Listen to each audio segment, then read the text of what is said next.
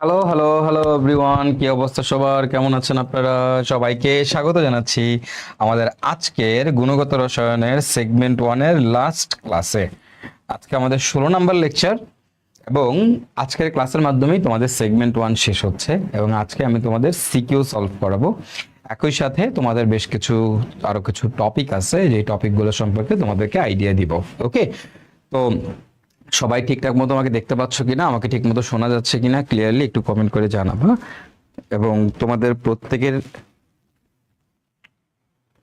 যারা যারা ফ্রেন্ডসরা আছে সবাইকে বলবা যেন সবাই তাড়াতাড়ি জয়েন করে ফেলে। ওকে,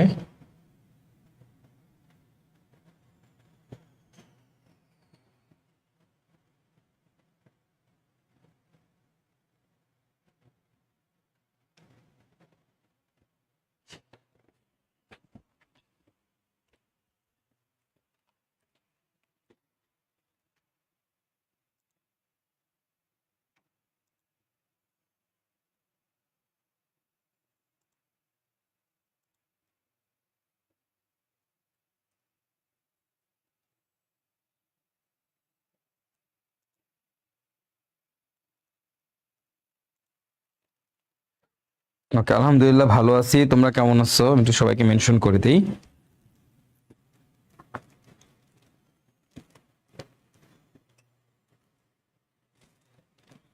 আমি একটু সবাইকে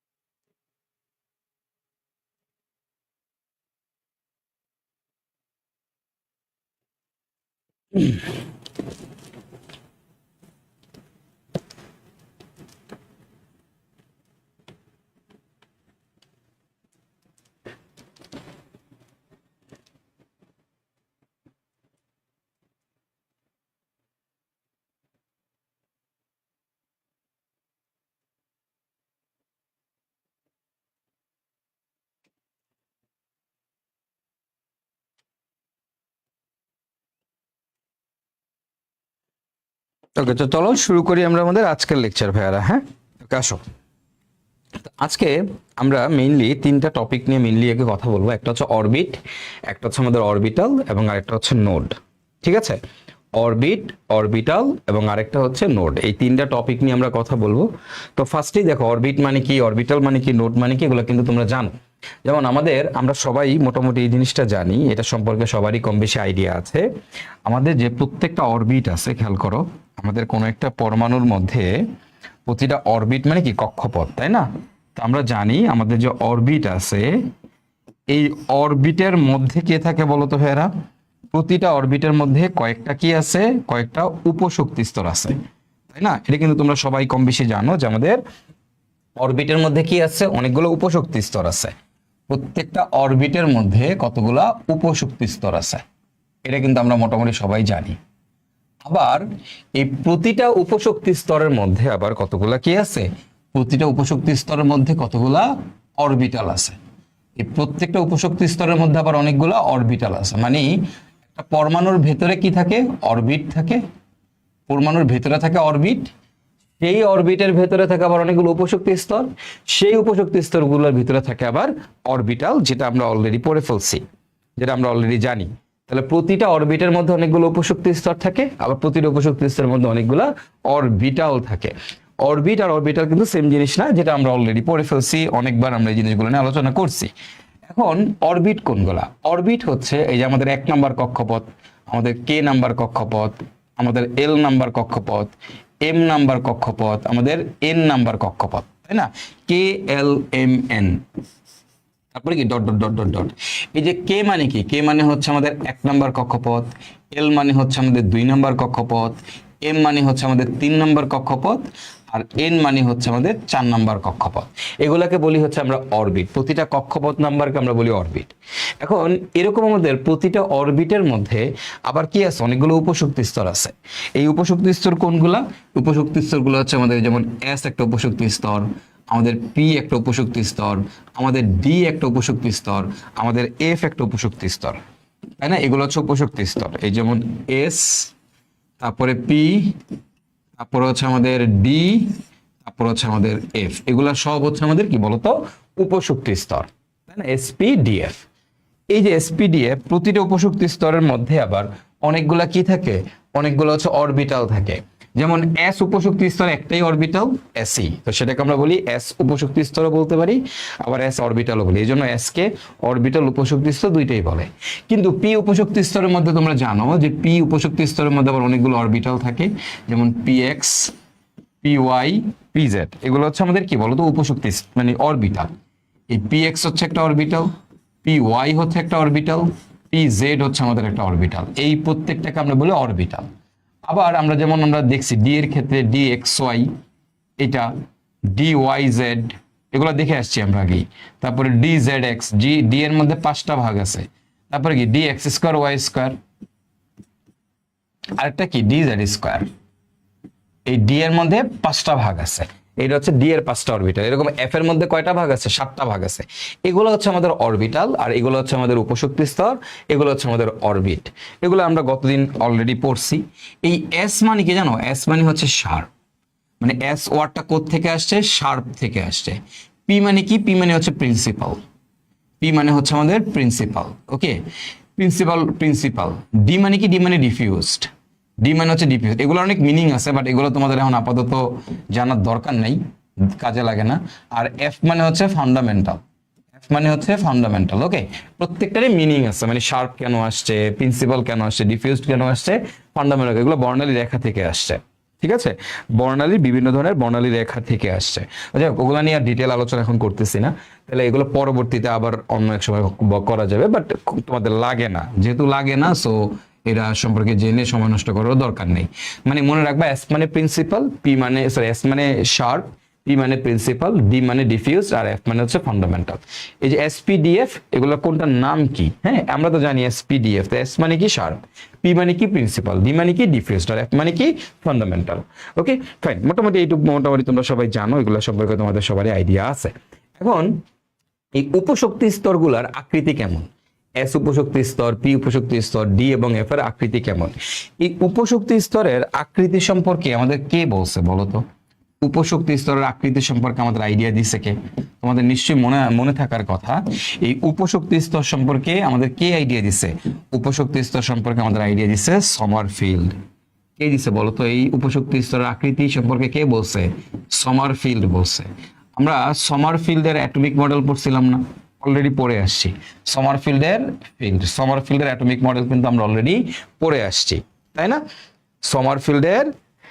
সমারফিল্ডের অরবিট মানে সমারফিল্ডের আমরা অ্যাটমিক মডেল কিন্তু অলরেডি পড়ে আসছি। তো যেহেতু সমারফিল্ডের অ্যাটমিক মডেল আমরা অলরেডি পড়ে আসছি, তো আমাদের জানার কথা যে প্রথম যেই উপশক্তি স্তরটা থাকে কোনো কক্ষপথে, ওইটা হচ্ছে তোমার বৃত্তাকার মানে গোলাকার, আর বাকি সবগুলো হচ্ছে উপবৃত্তাকার, তারপরে এগুলো হচ্ছে উপবৃত্তাকার কি, তাই না? মনে আছে না তোমাদের সমারফিল্ড অ্যাটমিক মডেলটা? মানে প্রতিটা কক্ষপথের প্রথম উপশক্তি স্তরটা এস হচ্ছে গোলাকার, তারপরে বাকি সবগুলো হচ্ছে উপবৃত্তাকার, তাই না? এস হচ্ছে গোলাকার, বাকি সবগুলোই কি? উপবৃত্তাকার। এটা কে বলছে? সমারফিল্ড বলছে। তোমাদেরকে কিন্তু পড়াইছি, যেমন প্রধান কোয়ান্টাম সংখ্যা যদি 1 হয়, তাহলে আমাদের সহকারী কোয়ান্টাম সংখ্যার মানটা কত হবে? তোমরাই বলো। সহকারী কোয়ান্টাম সংখ্যার মানও হবে 1। প্রধান কোয়ান্টাম সংখ্যার মান যদি 1 হয়, সহকারী কোয়ান্টাম সংখ্যার মান হবে 1, নাকি না? সহকারী কোয়ান্টাম সংখ্যার মান হবে 0 থেকে n-1 পর্যন্ত, তাহলে সহকারী কোয়ান্টাম সংখ্যার মান হবে হচ্ছে 0। আর যখনই সহকারী কোয়ান্টাম সংখ্যার মান 0, তখন সেটা আমাদের কোন উপশক্তি স্তর মিন করে? এস উপশক্তি স্তর মিন করে, ওকে। আচ্ছা, এবার আসো 2 নাম্বার কক্ষপথ। 2 নম্বরে আমাদের খেয়াল করো, n এর মান যদি 2 হয়, তাহলে এল এর মান কত হবে 0 এবং 1। এখন এন এর মান যদি 0 হয় তাহলে সেটাকে আমরা বলি এস উপশক্তি স্তর, যদি 1 হয় সেটাকে আমরা বলি পি উপশক্তি স্তর। ওকে, এবার আসো 3 নাম্বার কক্ষপথ। 3 নম্বরে দেখো এন এর মান যদি 3 হয় তাহলে আমাদের এল এর মান কত, এল এর মান হবে 0, তারপরে 1, তারপরে 2। এখন দেখো 0 হইলে সেটাকে আমরা কি বলি এস, 1 হলে সেটাকে কি বলি পি, 2 হইলে সেটাকে কি বলি ডি। এবার দেখো আমাদের 4 নম্বর কক্ষপথ। 4 নম্বর কক্ষপথে আমরা জানি এন এর মান যদি 4 হয় তাহলে এল এর মান হবে 0, তারপরে 1, তারপরে 2, তারপরে কি 3। এখন যদি 0 হয় সেটাকে আমরা কি বলি এস, 1 হলে কি বলি পি, 2 হলে কি বলি ডি, এবং 3 হলে কি বলি এফ। এখন আমাদের এই 1 নম্বরের দেখো একটাই অরবিটাল আছে 1s, এটার আকৃতি কেমন দেখো 1 নম্বরে একটাই অরবিটাল আছে এবং এটার আকৃতি আমাদের কেমন হবে বলো তো ভাইয়েরা, এটার আকৃতি হবে আমাদের 1s এর কক্ষপথ বৃত্তাকার, তাই না, এটাকে আমরা বলতে পারি বৃত্তাকার। এটা কেমন হবে আমাদের, এটা হবে আমাদের বৃত্তাকার, বৃত্তাকার। আচ্ছা ফাইন, এবার বলো দেখি তাহলে 2s কেমন হবে, 2s আর 2p। 2s কেমন হবে দেখো প্রত্যেকটার প্রথমটা হবে বৃত্তাকার, তাহলে এটা কি হবে বৃত্তাকার। তাহলে 2pটা কেমন হবে, তারপরের গুলো কেমন হবে উপবৃত্তাকার, তারপরের গুলো কেমন হবে উপবৃত্তাকার, তার মানে 2p উপশক্তি স্তরটা হবে উপবৃত্তাকার। ঠিক সিমিলারলি 3s কেমন হবে, 3s হচ্ছে বৃত্তাকার, বৃত্তাকার। তাহলে বলো দেখি তোমার 2pটা কেমন হবে, প্রত্যেকটা উপবৃত্তাকার, এগুলো আমরা সমারফিল্ডের অ্যাটমিক মডেলে পড়ে আসছি উপবৃত্তাকার। তাহলে 2dটা কেমন হবে, এটাও কি হবে উপবৃত্তাকার হবে, আরো বেশি উপবৃত্তাকার, এগুলো হচ্ছে আরো বেশি উপবৃত্তাকার, তাই না, আমরা পড়ছি না যে ভাইয়া 2s কেমন, 2s হচ্ছে দেখো বৃত্তাকার, 2p কেমন আরো বেশি উপবৃত্তাকার। এবার আসো তাহলে 4, সরি এটা হলো 3, তাহলে 4s কেমন হবে বৃত্তাকার, 4s কেমন বৃত্তাকার। তাহলে তুমি বলো 4p কেমন উপবৃত্তাকার, উপবৃত্তাকার। তাহলে 4d কেমন উপবৃত্তাকার, 4f কেমন উপবৃত্তাকার, আরো বেশি উপবৃত্তাকার, আরো বেশি উপবৃত্তাকার। তো এগুলা কিন্তু অলরেডি আমরা পড়ে আসছি, এগুলা কোথায় পড়ছো সামারফিল্ডের অ্যাটমিক মডেল যখন তোমাদের দেখাইছি তখন কিন্তু এই জিনিসগুলো তোমাদের ওইখানে বুঝাই দেওয়া আছে, চিত্র এঁকে দেওয়া আছে, চিত্র এঁকে দেওয়া আছে, ঠিক আছে। ওকে, তো এটা সম্পর্কে আমরা একটা জাস্ট ধারণা নিলাম, আমাদের অরবিট, উপশক্তি স্তর এবং অরবিটাল সম্পর্কে আমরা ধারণা নিয়ে নিলাম যে আমাদের উপশক্তি স্তরগুলোর আকৃতিগুলো কেমন হয়। এখন এবার আমরা আসলে মেইনলি অরবিটাল নিয়ে মেইনলি আলোচনা করব। হ্যাঁ, আমাদের অরবিটাল গুলোর আকার আকৃতি আসলে কেমন হয় এটা একটু বোঝার চেষ্টা করব। তো দেখো আমাদের প্রথমেই অরবিট এবং অরবিটালের মধ্যে পার্থক্য কি, অরবিট এবং অরবিটাল যে সেম না এটা তোমরা বুঝে গেছো, এবং এখানে অরবিট এবং অরবিটালের পার্থক্য দেওয়া আছে। তো এইটা নিয়ে আমার মনে হয় না তোমাদের এখন পড়াইতে হবে, কারণ প্রতিটা লাইনই তুমি বুঝতে পারবা। নিউক্লিয়াসের চারদিকে সুনির্দিষ্ট বৃত্তাকার কক্ষপথসমূহকে অরবিট বলা হয়। অরবিটাল শব্দের উৎস হচ্ছে কোয়ান্টাম বলবিদ্যা। নিউক্লিয়াসের চারদিকে কিছু স্থানে ইলেকট্রন সমূহ প্রাপ্তির সম্ভাবনা খুব বেশি, 90 থেকে 95%, তাকে অরবিটাল বলা হয়। নিউক্লিয়াসের তোমরা এটা সবাই জানো, অরবিটাল কি এগুলো তোমাদের পড়াইছি, কোথায় পড়াইছি এগুলো কিন্তু আমরা সোলিঞ্জারের সমীকরণের মধ্যে তোমাদের এই জিনিসগুলো বলে আসছি। অরবিটালকে কি দিয়ে প্রকাশ করে, সাই স্কয়ার দিয়ে প্রকাশ করে। অরবিটালকে কি দিয়ে প্রকাশ করে, সাই স্কয়ার দিয়ে প্রকাশ করে, ঠিক আছে। ওকে, বিভিন্ন অরবিটালের আকৃতি বিভিন্ন, ইলেকট্রনের অরবিটাল সমূহ সবসময় গোলাকৃতির। অরবিট সমূহ প্রধান কোয়ান্টাম সংখ্যা n এর সাথে সম্পর্কিত। অরবিটাল সমূহ প্রধান কোয়ান্টাম সংখ্যা n ছাড়াও সহকারী কোয়ান্টাম সংখ্যা l এবং চৌম্বক কোয়ান্টাম সংখ্যা m এবং স্পিন কোয়ান্টাম সংখ্যা s দ্বারা সুনির্দিষ্টভাবে চিহ্নিত হয়। মানে অরবিটালের জন্য সবগুলো কোয়ান্টাম সংখ্যাই লাগে। হ্যাঁ, আর অরবিট মানে প্রধান কোয়ান্টাম সংখ্যা।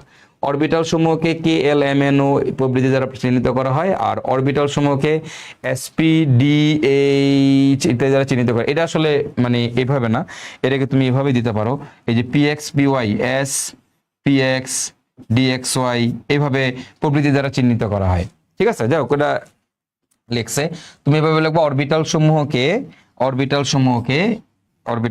আমরা এটা একটু কেটে দিই, দাঁড়াও। অরবিটাল সমূহকে কি দ্বারা চিহ্নিত, প্রভৃতি দ্বারা চিহ্নিত, পিএক্স পিওয়াই পিজেড এগুলো দ্বারা চিহ্নিত করা হয়। প্রতিটা অরবিটালে সর্বোচ্চ কয়টা করে ইলেকট্রন থাকে, আমরা জানি 2টা করে ইলেকট্রন থাকে। দুইটার স্পিন কেমন, বিপরীতমুখী। কেন 2টা করে ইলেকট্রন থাকে, কারণ আমাদের ইলেকট্রনের স্পিন হচ্ছে +- যদি কারো স্পিন হইতো 3টা তাহলে 3টা করে থাকতো। অরবিটাল সমূহকে এস পিএক্স পিওয়াই পিজেড প্রবৃত্তি দ্বারা চিহ্নিত করা হয়। হ্যাঁ, অরবিটাল একই সময়ে ইলেকট্রনের সঠিক অবস্থান ও ভরবেগ নির্ণয় করে। বোর পরমাণুর অরবিটে একই সময়ে আবর্তনশীল ইলেকট্রন অবস্থান ও ভরবেগ সম্ভব নয় বলে ধারণা দেওয়া হয়, যেটাকে হাইজেনবার্গের অনিশ্চয়তা নীতি বলে। ঠিক আছে, তো এগুলো মোটামুটি তোমরা সবাই জানো, এগুলো সম্পর্কে অলরেডি তোমাদের পড়াইছি। তো এটা নিয়ে আমাদের কোনো ক্যাচাল নাই, আমরা মোটামুটি এগুলো জানি সবাই। হ্যাঁ, এখন আমরা মেইনলি যেটা নিয়ে আজকে পড়বো সেটাকে বলা হয় নোড। মেইনলি যেটা নিয়ে পড়বো সেটা হচ্ছে নোড। নোড মানে কি? নোড মানে হচ্ছে কোনো একটা পরমাণুর বা কোনো একটা অরবিটালের যে জায়গায়, ইলেকট্রন প্রাপ্তির সম্ভাবনা জিরো, মানে যেখানে ইলেকট্রন প্রাপ্তির সম্ভাবনা জিরো, যেখানে ইলেকট্রন থাকার সম্ভাবনা নাই, সেটাকেই বলা হয় নোড। সেটাকে বলা হয় কি? নোড। তাহলে নোড মানে কি বলতো?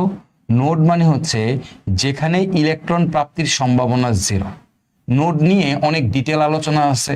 হ্যাঁ, nodal point, nodal line, nodal node এবং হচ্ছে নোডাল প্লেন, অনেক কিছু আছে। এত কিছু তোমাদের জানার দরকার নেই এখন। ঠিক আছে, তুমি নোড সম্পর্কে, কারণ এখান থেকে খুব বেশি প্রশ্ন আসে না, এখান থেকে শুধুমাত্র কিছু এমসিকিউ আসে। যেহেতু এখান থেকে শুধুমাত্র কেবল এমসিকিউ আসে, তাই আমি এগুলো নিয়ে খুব বেশি ডিটেল তোমাদের পড়াচ্ছি না। ওকে, এখান থেকে শুধু এমসিকিউ আসে, আর কিছু আসবে না। হ্যাঁ, তো যেহেতু শুধু এমসিকিউ আসে এই জন্য ডিটেল বলতেছি না। বাট যদি তোমরা জানতে চাও তাহলে হচ্ছে সেটার জন্য ডিফারেন্ট জিনিস, একদম আলাদা করে নোডের উপর একটা আলাদা একটা সিঙ্গেল ক্লাস হবে নোডের উপর। বাট সেটা আমার মনে হয় না তোমাদের আসলে খুব বেশি দরকার আছে। ওকে, দরকার নাই একদম। কোনটা নোডাল পয়েন্ট কোনটা, নোডাল লাইন কোনটা, নোড কোনটা, নোডাল প্লেন কোনটা, এত কিছু আসলে তোমার জানার আমার মনে হয় না খুব বেশি প্রয়োজন বা দরকার আছে।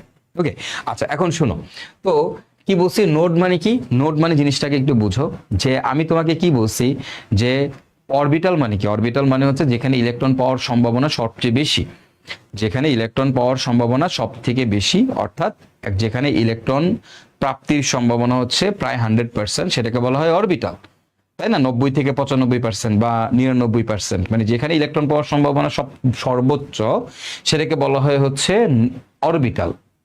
আর পরমাণুর যে জায়গায় ইলেকট্রন থাকে না সেটাকে বলা হয় নোড।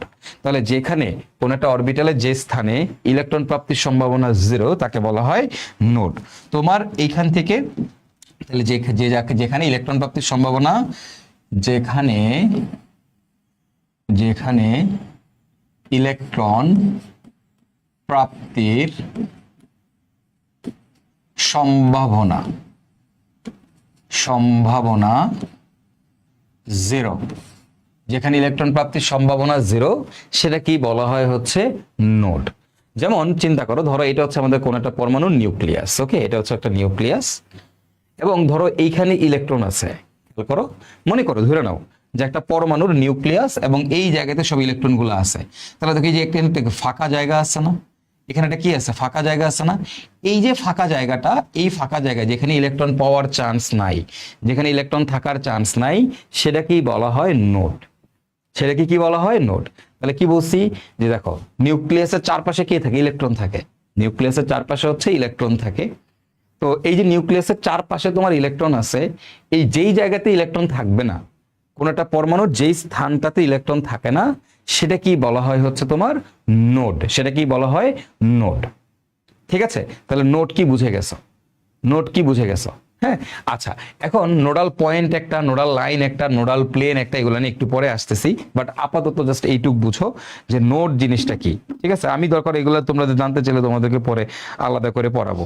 ঠিক আছে, এক্সট্রা ক্লাস কিছু কিছু জিনিস তোমাদেরকে বলছিলাম, ম্যাটার, অ্যান্টিম্যাটার, তারপর আরো কয়েকটা টপিক ছিল। তোমরা কেউ একদিন ডিসকাশন করবে, পোস্ট করো টপিকগুলো সিরিয়াল করে, যে যদি জানতে চাও এগুলোর জন্য আলাদা এক্সট্রা ক্লাস নিব না। ওকে, যদি তোমাদের মনে হয় নোড নিয়ে বিস্তারিত জানতে চাও, nodal point, nodal line, nodal plane নিয়ে আলাদা ডিটেইল জানতে চাও, তাহলে ওগুলো আলাদা জিনিস।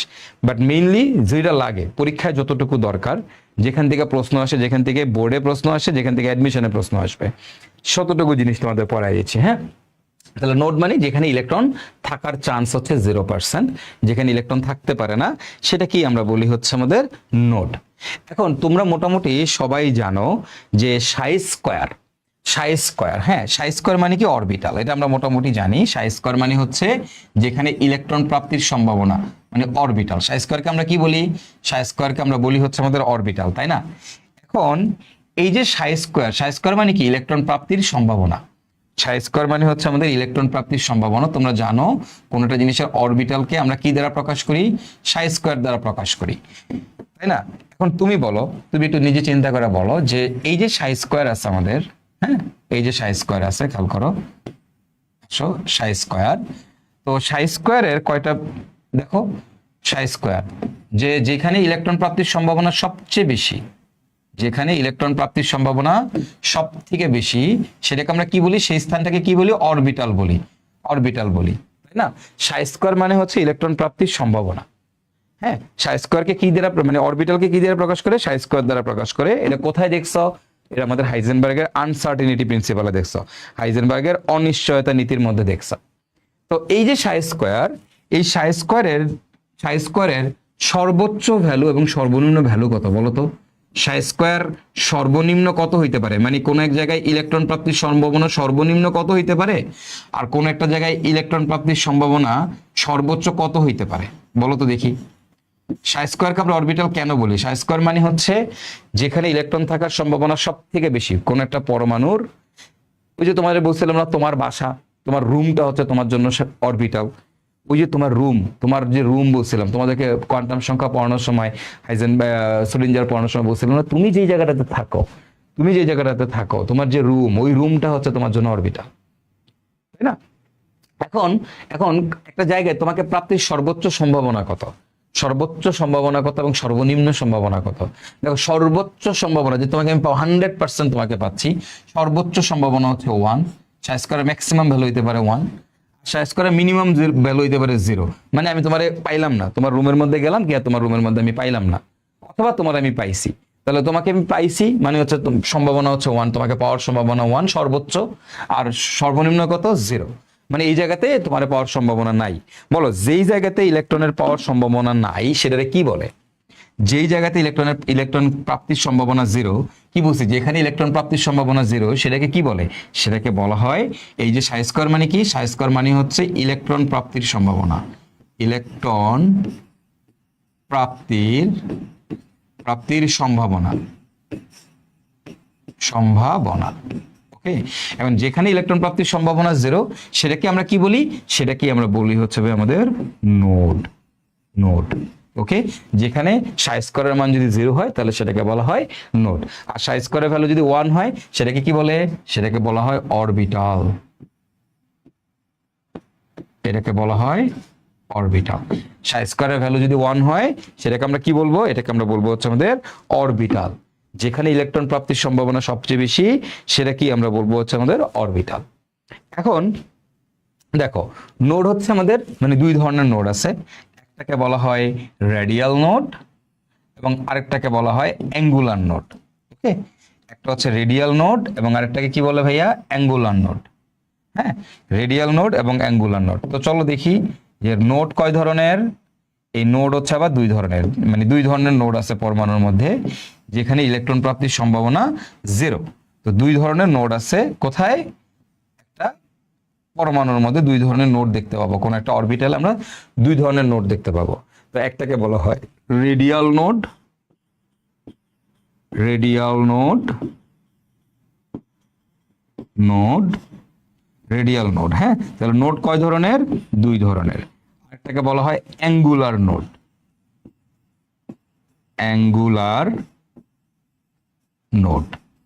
এই অ্যাঙ্গুলার নোডেরই আরেকটা নাম হচ্ছে, এটারই আরেকটা নাম হচ্ছে নোডাল প্লেন। এটারই আরেকটা নাম কি, নোডাল প্লেন। ঠিক আছে, তাহলে দেখো যে নোড কয় ধরনের, নোড হচ্ছে দুই ধরনের। একটাকে বলি আমরা রেডিয়াল নোড এবং আরেকটাকে বলা হয় হচ্ছে আমাদের অ্যাঙ্গুলার নোড। অ্যাঙ্গুলার নোডের আরেকটা নাম কি, এটাকে আমরা কি বলতে পারি, নোডাল প্লেন। অ্যাঙ্গুলার নোড যেই কথা, নোডাল প্লেন আসলে একই কথা। অ্যাঙ্গুলার নোড যেই কথা, নোডাল প্লেন আসলে কি কথা, একই কথা। এখন এই রেডিয়াল নোড বের করার সূত্রটা কি, দেখো রেডিয়াল নোড বের করার সূত্রটা হচ্ছে আমাদের n-l-1। এটা হচ্ছে আমাদের রেডিয়াল নোড বের করার সূত্র। কেমনে বের করে, n-l-1। আর অ্যাঙ্গুলার নোড বের করার সূত্র কি, অ্যাঙ্গুলার নোড বের করার সূত্র হচ্ছে l এর মান। এলই হচ্ছে আমাদের যে তোমরা এল বের করো না, এল এল এর মানই হচ্ছে অ্যাঙ্গুলার নোড বা নোডাল প্লেন। আর রেডিয়াল নোড কয়টা? n minus L minus one. তোমার পরীক্ষায় এইভাবে প্রশ্ন আসবে, একটা আমি দেখাবো কিরকম কোশ্চেন আসবে। এখানে কয়টি নোড পাওয়া যাবে, এখানে কয়টি নোডাল প্লেন পাওয়া যাবে, এখানে কয়টি রেডিয়াল নোড পাওয়া যাবে। তো প্রশ্ন তোমার কেবল এগুলো আসে, এই জন্য আমি তোমাদের এগুলোই পড়াচ্ছি এখন। মানে একদম ডিটেলে নোডের উপরে যে আলাদা করে একদম আলাদা একটা ক্লাস নেওয়ার দরকার নাই, ঠিক আছে? দরকার নেই।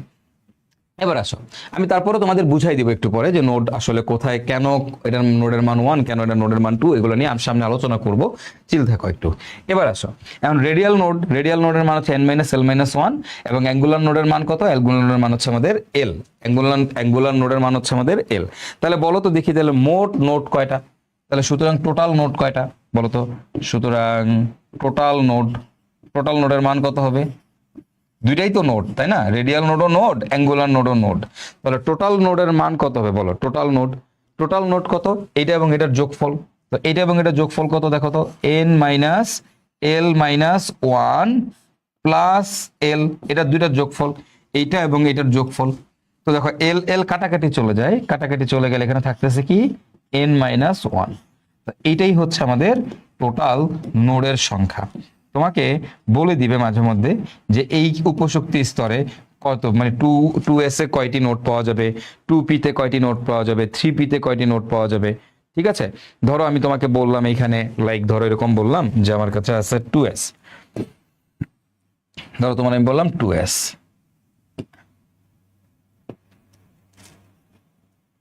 ধরো আমি তোমার বললাম, ফার্স্টে বললাম 1s এর মধ্যে কয়টি নোড আছে, 1s এ কয়টি নোড আছে, 1s এ। এই 1s এর জন্য তুমি এবার কাজ করো। 1s এর জন্য তিনটা জিনিস বের করবা, রেডিয়াল নোড কত, অ্যাঙ্গুলার নোড কত, টোটাল নোড কত। বলো 1s এর জন্য রেডিয়াল নোড কত? 1s এর জন্য আমরা দেখব রেডিয়াল নোড বের করা শিখো। দেখি রেডিয়াল নোড বলো, 1s এর জন্য রেডিয়াল নোড কয়টা? তারপর আমাদের অ্যাঙ্গুলার নোড কয়টা?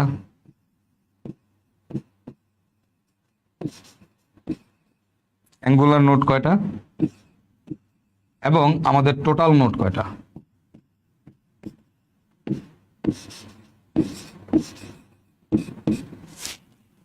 ঠিক আছে, টোটাল নোড কয়টা? এই হচ্ছে কাহিনী। এবার তারপর আমরা দেখবো আমাদের 2s এর জন্য, এই 2s এর জন্য আবার সেম, 2s এর জন্য আমাদের দেখতে হবে ঠিক আবার সেম জিনিসটা দেখবো আমরা, যে আমাদের রেডিয়াল কয়টা, তারপরে আমাদের হচ্ছে অ্যাঙ্গুলার কয়টা, এবং আমাদের টোটাল নোড কয়টা। ঠিক সিমিলারলি আমরা আমাদের 3s এর জন্য দেখব, এই 3s এর জন্য আবার আমরা দেখব আমাদের রেডিয়াল নোড কয়টা, অ্যাঙ্গুলার নোড কয়টা,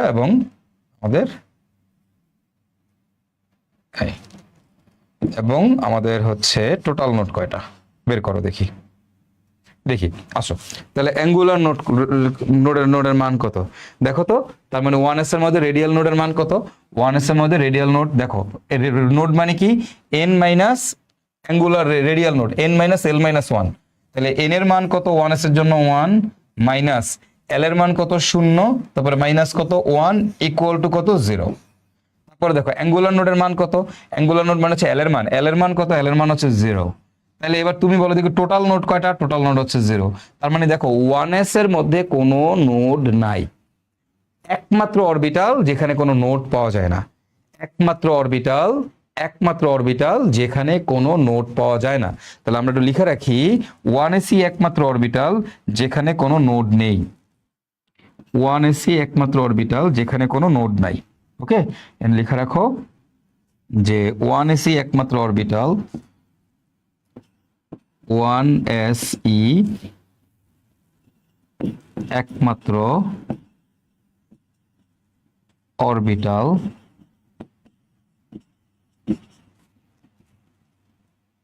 একমাত্র জায়গা লিখলাম যেখানে কোনো নোড নেই। 1c তোমার একমাত্র জায়গা যে জায়গাতে কোনো কি নাই? নোড নাই। ওকে, যেখানে কোনো নোড নাই। এবার আসো 2s, 2s এর জন্য আমরা একটু দেখি আমাদের রেডিয়াল নোডের মান কত। রেডিয়াল নোডের মান কত হবে 2s এর জন্য? আমরা সবাই জানি 2 - 0 - 1। তাহলে দেখো আমার রেডিয়াল নোডের মান হচ্ছে 1, রেডিয়াল নোডের মান হচ্ছে 1। এবার আমরা দেখবো আমাদের angular node, angular node s এর জন্য কত? আমরা সবাই জানি s এর জন্য হচ্ছে 0। অ্যাঙ্গুলার নোড s এর জন্য কত? আমরা সবাই জানি s এর জন্য অ্যাঙ্গুলার নোড হচ্ছে আমাদের 0। তাহলে এবার তোমরা আমাকে বলো দেখি আমাদের টোটাল নোড কত হবে? 0 আর 1, তাহলে তো বের হয়ে গেল, অথবা n-1। তাহলে আমি লিখতেই পারি আমাদের 2 - 1 = হচ্ছে 1। তাহলে টোটাল নোড হচ্ছে 1। তার মানে দেখো 2s এর জন্য কোনো অ্যাঙ্গুলার নোড পাওয়া যায় না, কিন্তু 2s এর জন্য কি পাওয়া যায়? রেডিয়াল নোড পাওয়া যায়। 2s এর জন্য অ্যাঙ্গুলার নোড না পাওয়া গেল, রেডিয়াল নোড। 2s এর রেডিয়াল নোডের মান কত ভাইয়া? 2s এর জন্য আমাদের রেডিয়াল নোডের মান হচ্ছে 2s এর জন্য আমাদের রেডিয়াল নোডের মান কত? 2s এর জন্য রেডিয়াল নোডের মান হচ্ছে আমাদের 1, কিন্তু অ্যাঙ্গুলার নোডের মান কত? 0, এবং টোটাল নোড কত? একটা।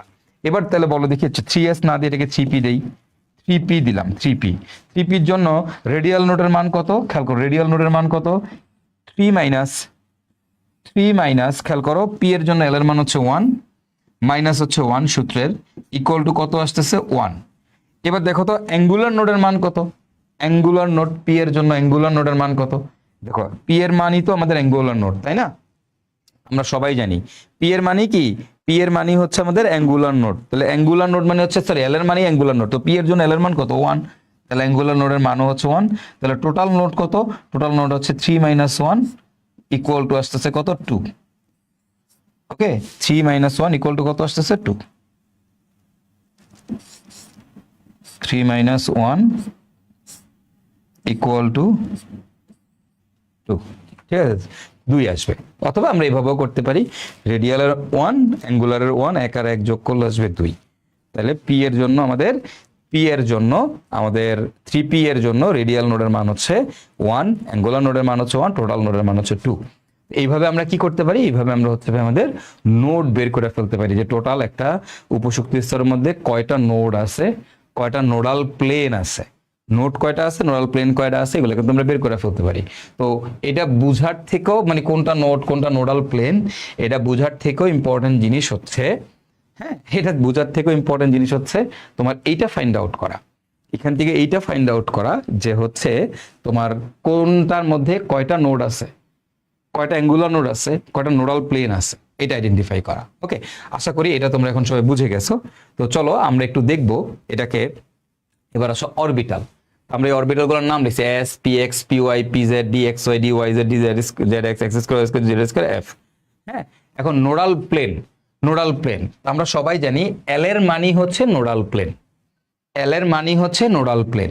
ঠিক আছে, এবং এবং কয়টা লোব পাওয়া যায়, কয়টা লোব পাওয়া যায়, সূত্রটা হচ্ছে দেখো অরবিটাল থেকে নোডাল প্লেন এবং লোব, ওই অরবিটালের মধ্যে কয়টা লোব পাবো এটা আমরা খুব সহজেই বের করে ফেলতে পারবো, কয়টা লোব পাওয়া যাবে। ঠিক আছে, এখন তুমি খেয়াল করো আমার এস এর জন্য এল এর মান কত? 0। তাহলে নোডাল প্লেনের মানও হবে 0, নোডাল প্লেনের মানও কত? 0। এস এর মান 0, তাহলে নোডাল প্লেনের মানও হবে 0। ঠিক আছে, তাহলে দেখো যে এই দেখো আমার যে অ্যাঙ্গুলার নোডের মান যা, নোডাল প্লেনের মানও কিন্তু তা, নোডাল প্লেনও কিন্তু আমাদের এলই, তাই না? এল এর মানই হচ্ছে নোডাল প্লেন, মানে এল এর মান যা নোডাল প্লেনের মানও তা। আর অ্যাঙ্গুলার নোডের নোড মানে কি? এল। আবার নোডাল প্লেনের মানও কি? এল। ওকে, এবার আসো, এখন কথা হচ্ছে এবার লোব কয়টা, লোব কয়টা দেখো, এই 2 to the power L, 2 to the পাওয়ার এল, তাহলে 2 টু দি পাওয়ার কত বলো তো? 0, তার মানে কত? 1। তার মানে এস এর জন্য আমরা একটাই লোব পাবো, এস এর জন্য আমরা একটাই গোল্লা পাবো, একটাই গোল্লা পাবো, এরকম একটাই গোল্লা পাবো। এবার দেখো পি এর জন্য এল এর মান কত? 1, তাহলে নোডাল প্লেন হচ্ছে একটা, লোব কয়টা? 2 টু দি পাওয়ার 1, 2টা, তার মানে পি এর জন্য আমরা এরকম 2টা গোল্লা পাবো, পি এর জন্য এরকম আমরা 2টা লোব পাবো, 2টা লোব পাবো, বুঝতে পারছো? পি এর জন্য আমরা এরকম 2টা লোব পাবো। ক্লিয়ার কিনা? কনসেপ্টটা বোঝার চেষ্টা করো। এস এর জন্য লোব পাবো একটা, পি এর জন্য লোব পাবো 2টা। তাহলে পি ওয়াই এর জন্য, পি জেড এর জন্য সেম, এল এর মান 1, আমরা সবাই জানি, তাহলে নোডাল প্লেনের মানও 1।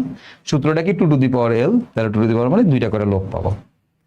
আচ্ছা, এবার আসো d x y, d x y, বলো ডি এর জন্য আমাদের নোডাল প্লেনের মান কত? এল এর মানই হচ্ছে নোডাল প্লেন, ডি এর জন্য এল এর মান 2।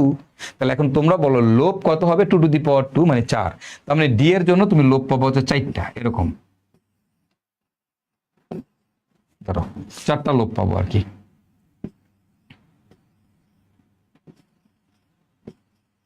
এরকম ধরো 4টা লোক পাবো ডি এর জন্য, ঠিক আছে, লোক পাবো আমরা 4টা।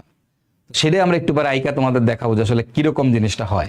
হ্যাঁ, এবার তাহলে ডি এক্স ওয়াই এর জন্য সেম, ডি ওয়াই জেড এর জন্য সেম, ডি জেড এক্স এর জন্য same, d x square Y square এর জন্য সেম, এবং ডি জেড স্কোয়ার। মনে রাখবা এই ডি জেড স্কোয়ারের কোনো নোডাল প্লেন নাই, নোডাল প্লেন নাই, এখানে কোনো নোডাল প্লেন পাওয়া যায় না, তবে এখানে তোমার কনিক্যাল নোড পাওয়া যায়। নোডাল প্লেন পাওয়া যায় না, কি পাওয়া যায় বলো তো? এখানে তোমার হচ্ছে কনিক্যাল প্লেন পাওয়া যায়, নোডাল কোণ পাওয়া যায়, নোডাল কোণ। এখানে কোনো প্লেন পাওয়া যায় না, এখানে হচ্ছে নোডাল কোণ পাওয়া যায়। লেখা রাখো, নোডাল কোণ পাওয়া যায় ডি জেড স্কোয়ারের জন্য। নোডাল কোণের মান হচ্ছে 2, মানে এই ডি জেড স্কোয়ারের জন্য ওইটাকে আর নোডাল প্লেন বলে না, ডি জেড স্কোয়ারের জন্য ওটাকে নোডাল প্লেন বলে না, নোডাল প্লেন না বলে ওটাকে কি বলে? ওটাকে নোডাল কোণ বলে। ডি জেড স্কোয়ারের জন্য ওইটাকে আর তোমার নোডাল প্লেন বলে না, ওইটাকে তোমার কি বলে? নোডাল কোণ বলে, নোডাল কোণ, নোডাল কোণ বলে, নোডাল প্লেন না বলে ওইটাকে বলা হয় নোডাল কোণ, নোডাল কোণ। তাহলে প্রত্যেকের জন্য পাওয়া যায় নোডাল প্লেন, আর ডি জেড স্কোয়ারের জন্য পাওয়া যায় নোডাল কোণ। ঠিক আছে, মনে থাকবে কি পাওয়া যায়? নোডাল কোণ পাওয়া যায়। হ্যাঁ, আচ্ছা, এবং প্রত্যেকের জন্য এই সূত্রটা মানলেও এটার জন্য কিন্তু মানে না, এটার জন্য হচ্ছে 2টা লোপ পাওয়া যায়। তুমি মনে রাখবে ডি জেড স্কোয়ারের লোপ কয়টা? 2টা। এখন দেখো এফ এর জন্য আমরা জানি এল এর মান 3, তাহলে আমাদের নোডাল প্লেন পাবো এফ এর জন্য 3টা, এবং লোপ পাবো কয়টা? এই যে 2 টু দি পাওয়ার 3 মানে 8টা। এফ এর জন্য 8টা লোপ পাওয়া যায়, 8টা লোপ, এবং খুবই কমপ্লেক্স। এই এফ এর শেপগুলো কেমন? খুবই কমপ্লেক্স, এটা খুবই কমপ্লেক্স।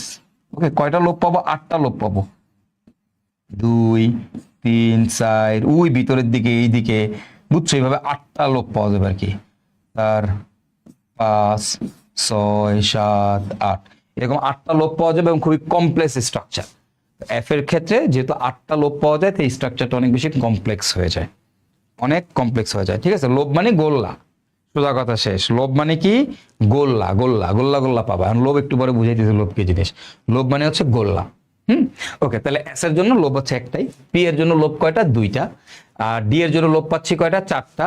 খালি ডি জেড স্কোয়ারের জন্য, ডি জেড স্কোয়ারের জন্য আমরা নোডাল প্লেন পাই না, সেটা হয়ে যায় নোডাল কোণ। এবং ডি জেড স্কোয়ারের জন্য আমাদের লোভ কয়টা? লোভ হচ্ছে আমাদের 2টা, এবং এফ এর জন্য লোভ হচ্ছে 8টা। যেহেতু এফ এর জন্য লোভ 8টা, তাহলে 8টা লোভ অনেক বেশি কমপ্লেক্স হয়ে যায়, এটা আঁকা যায় না। ঠিক আছে, তো আমরা এবার আমাদের এস অরবিটাল সম্পর্কে জানবো। দেখো আমাদের এস অরবিটালের আকৃতি কেমন? এস অরবিটালের আকৃতি হচ্ছে বর্তুলাকার। বর্তুলাকার মতো কার মতো জানো? ফুটবলের মতো, ফুটবলের মতো। ওকে, তাহলে এস এর আকৃতি কেমন? ফুটবলের মতো, ফুটবলের মতো, বর্তুলাকার, ফুটবলের মতো। আমরা অনেকেই বলি বৃত্তাকার, না বৃত্তাকার না, এস অরবিটালের আকৃতি হচ্ছে বর্তুলাকার, অর্থাৎ ফুটবলের মতো। তো যখন সমারফিল্ড এই যে কথাটা বলছিল, তখন কিন্তু আমরা এখানে বৃত্তাকার লিখছিলাম, এটা আসলে বৃত্তাকার না। দেখো সমারফিল্ড বৃত্তাকার বলছিল কারণ সে 3D স্ট্রাকচার নিয়ে আলোচনা করে নাই, বাট অ্যাকচুয়ালি এটা 3D, এটা কিন্তু 2D না। 2D হইলে বৃত্তাকার, আর ওই বৃত্তটা যখন 3D হয়ে যায় তখন ফুটবল হয়ে যায়। ফুটবল মানে বর্তুলাকার, এটাকে আমরা কি বলি? বর্তুলাকার। বুঝতে পারছো? এটা আসলে আমাদের বর্তুলাকার। তো যগুলাই বৃত্তাকার আমরা লিখছি, এই বৃত্তাকারের জায়গায় আসলে কি হবে? আমাদের বর্তুলাকার হবে, বর্তুলাকার। বুঝা গেছে? এগুলো কি হবে? বর্তুলাকার হবে।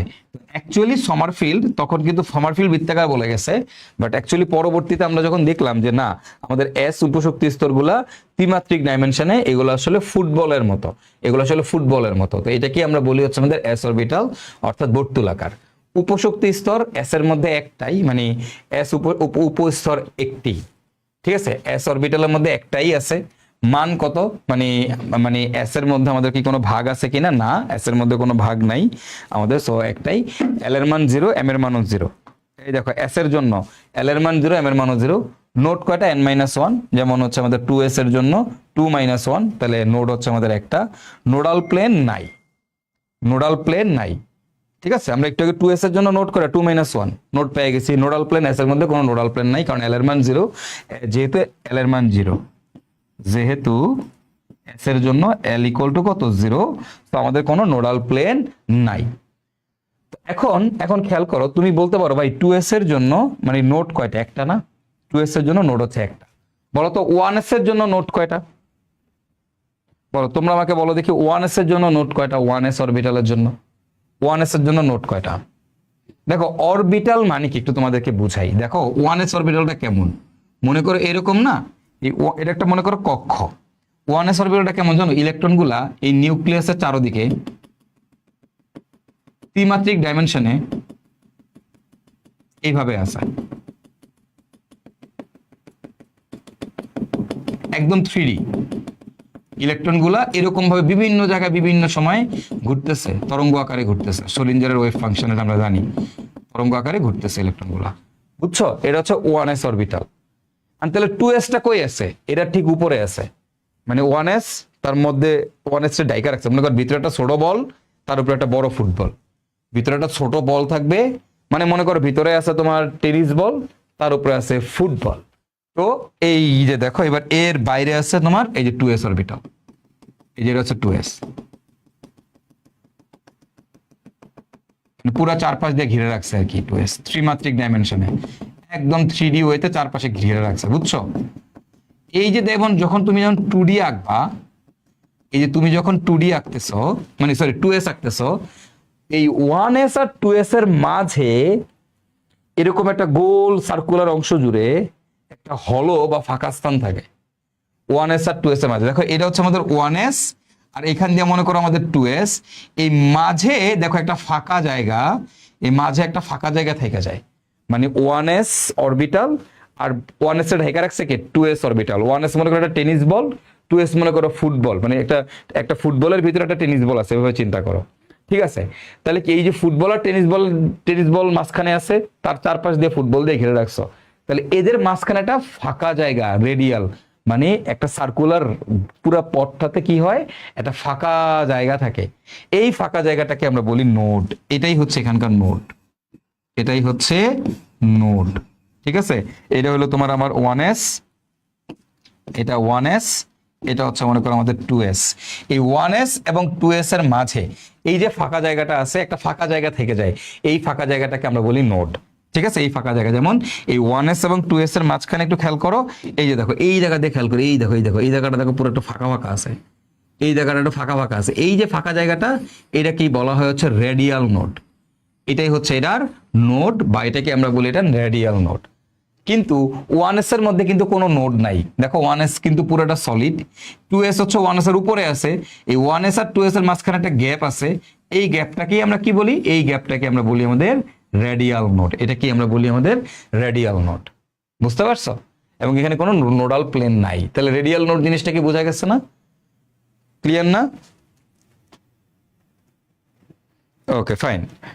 এবার আসো, এখন কথা হচ্ছে তারপরে যাই আমরা আমাদের পি অরবিটালের জন্য।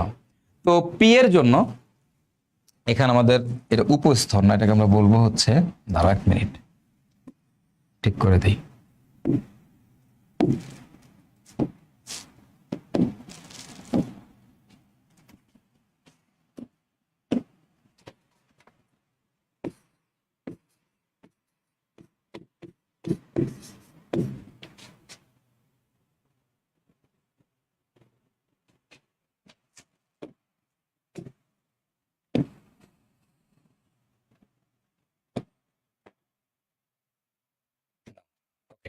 ফাইন, অরবিটাল হচ্ছে একটি। ক্লিয়ার? রেডিয়াল নোড ব্যাপারটা কি তোমরা সবাই বুঝতে পারছো না? চলো এবার আসো আমরা তারপরেরটাতে যাই। আমাদের তারপরেরটা হচ্ছে পি উপশক্তি স্তর, পি। এন্ড পি এর আকৃতি কেমন? ডাবল ডাম্বেল আকৃতির, ডাম্বেল আকৃতির। পি মানে কি? ডাম্বেল আকৃতির, ডাম্বেল। তো ডাম্বেল দেখতে কেমন আমরা দেখছি না? ডাম্বেল মানে কি? ডাম্বেল মানে হচ্ছে যে একটা ডাম্বেলের এই পাশে একটা গোল্লা থাকে, এই পাশে একটা গোল্লা থাকে। তো পি এর ক্ষেত্রে ইলেকট্রনগুলো কেমনে থাকে? এই ডাম্বেল আকৃতি বলতে কি বোঝায়? দেখো পি এর ক্ষেত্রে ইলেকট্রনগুলো কেমনে থাকে জানো? ধরো এটা তোমার একটা অক্ষ, এটা তোমার মনে করো একটা এক্স অক্ষ। এখানে ইলেকট্রনগুলো কেমনে থাকবে একটু জাস্ট দেখো। এটা মনে করো তোমার একটা অক্ষ। ইলেকট্রনগুলা পি এর যে ইলেকট্রনগুলো আছে এগুলো এমনে থাকে, দেখো।